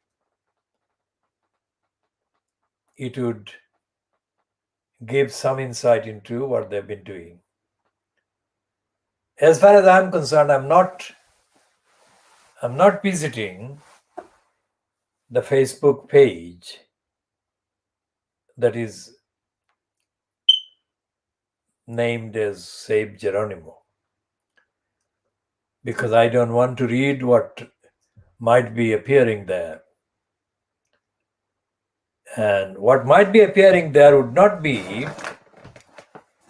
anything to do with the fact that baby Geronimo symbolizes, in my language, I'm not taking it from anybody, symbolizes a character, a personality that can only be stated as being, well, spiritually and otherwise, baby Geronimo is absolutely left there standing in that farm in South Gloucestershire. Baby Geronimo, by all the vibrations that are coming from the evil DEFRA, baby Geronimo is on his own.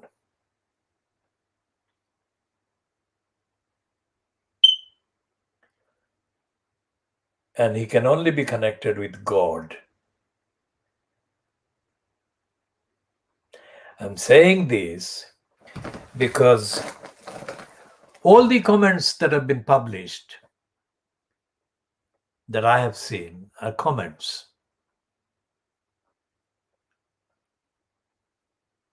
Number two is that they have said that these people have been putting their comments. They have included also references to their having sent emails to Eustace and Johnson. But I would say that sending any number of emails to Johnson or Eustace, or to both of them, by any of these people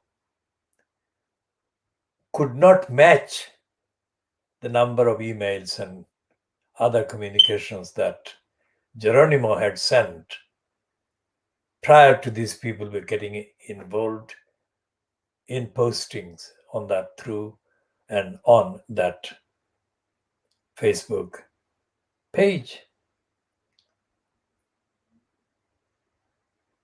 So if Eustace and Johnson had remained determined to carry out their plot against baby Geronimo for 4 years, what did these people think they were bringing into the frame by making communications to Eustace and Johnson, asking for them to stop the attacks plan against the innocent baby Geronimo? They need to share what the specialties in the contents of their communications. Because instead of writing to these people, I have said repeatedly, the better way to stop Eustace and Defra and Johnson, the more secure way to stop the attacks on baby Geronimo is by invoking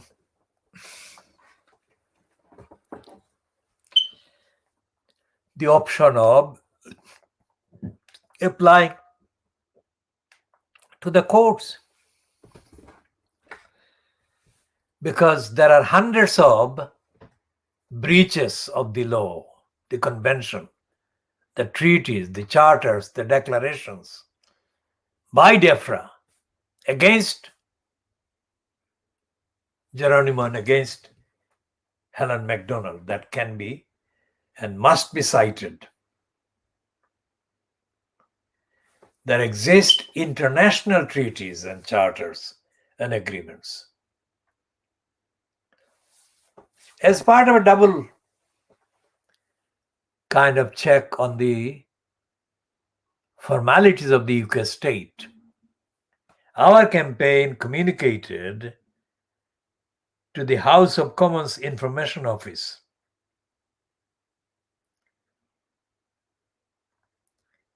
and wanted to know what the UK's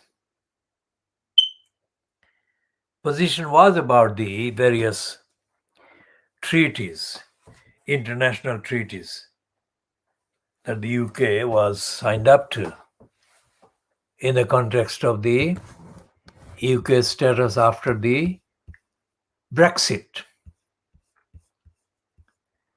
And the reply that we received from the House of Commons Information Office, because we said in the context of animal welfare, the replies only confirmed that we are in a dark land. The House of Commons Information Office avoided the main question and stupidly advised that the inquirer should contact the DEFRA itself about animal welfare. Can you believe that? These people must have known about what DEFRA was doing, threatening the very existence of this baby Geronimo, the most innocent baby Geronimo, the healthiest baby Geronimo.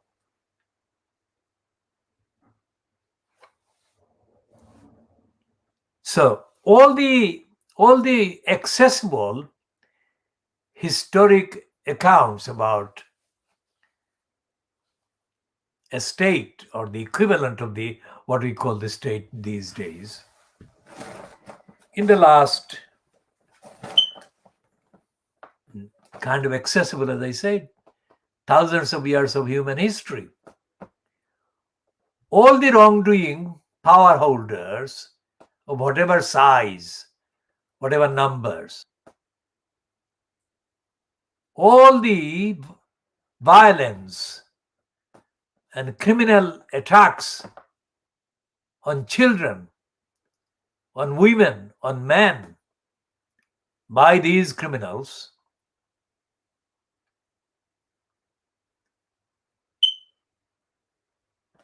have contained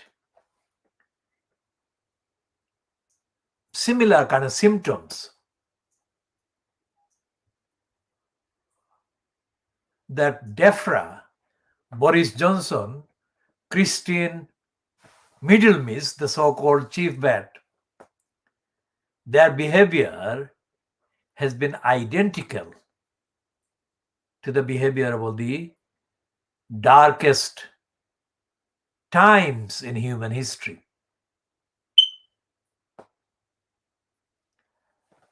So, for example, the Nazis and the various pharaohs and the various mass murderers anywhere in Asia, in Africa, in Europe, in Britain, Henry VIII, these criminal murderers have had one feature in their behavior that is common among them.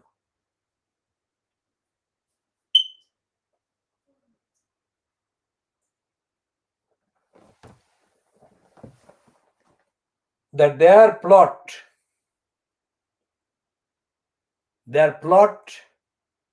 against all the innocent victims they've targeted have lacked, by the contemporary standards, any justification.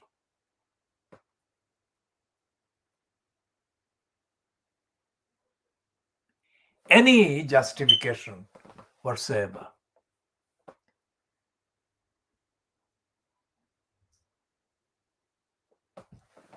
And so, if anyone who is posting any apparently sympathetic comments about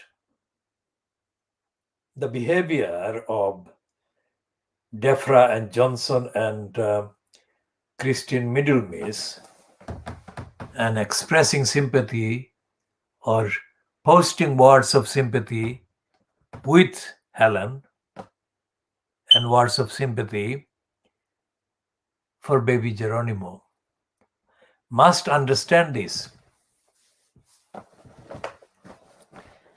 It is, of course, soothing to receive words of sympathy.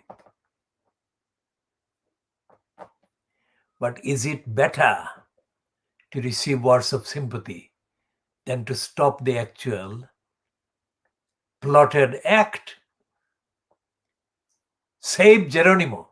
What is more important than that?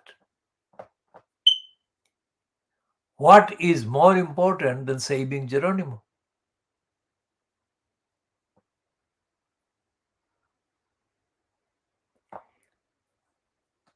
In our counting,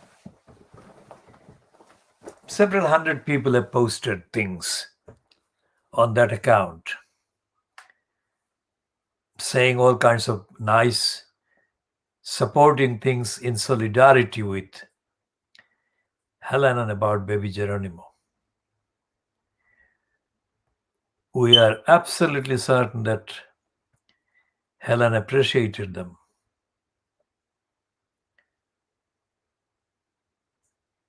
But if baby Geronimo can speak, what can he say to us?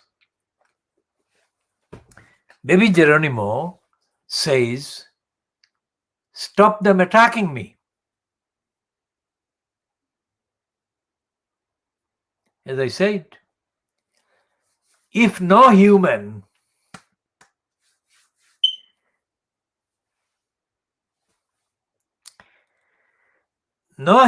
that has come within the frame of communicating to Helen and about Geronimo, if no human can say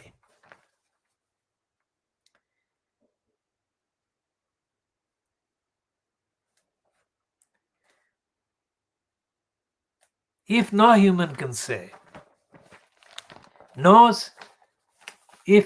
sympathetic human can say that we pray to God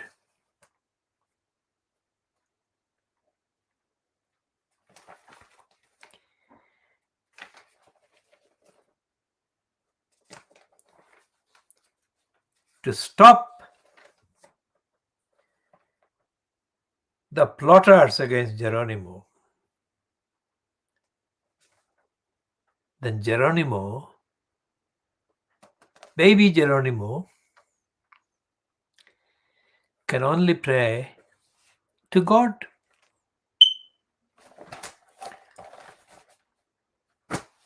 Because all appeals to human decision makers have not stopped these criminals from continuing to harbor these worst plot against baby Geronimo.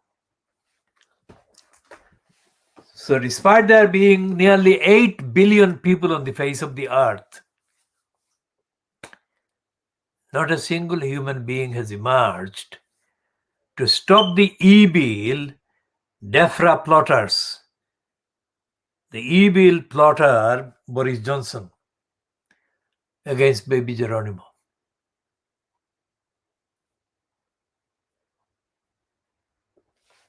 They must be stopped. So we are saying that baby Geronimo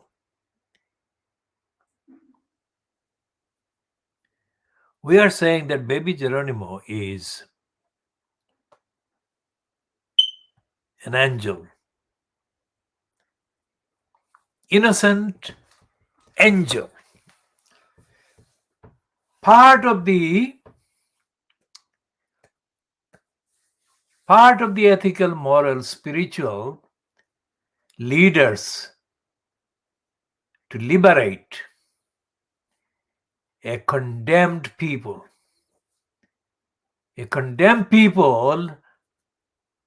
that is unable to shake off the evil that is overwhelmingly in positions of power over the people. Baby Geronimo embodies, symbolizes, represents the innocent angel that has been targeted for 4 years by the evil forces that occupy this dark land, England.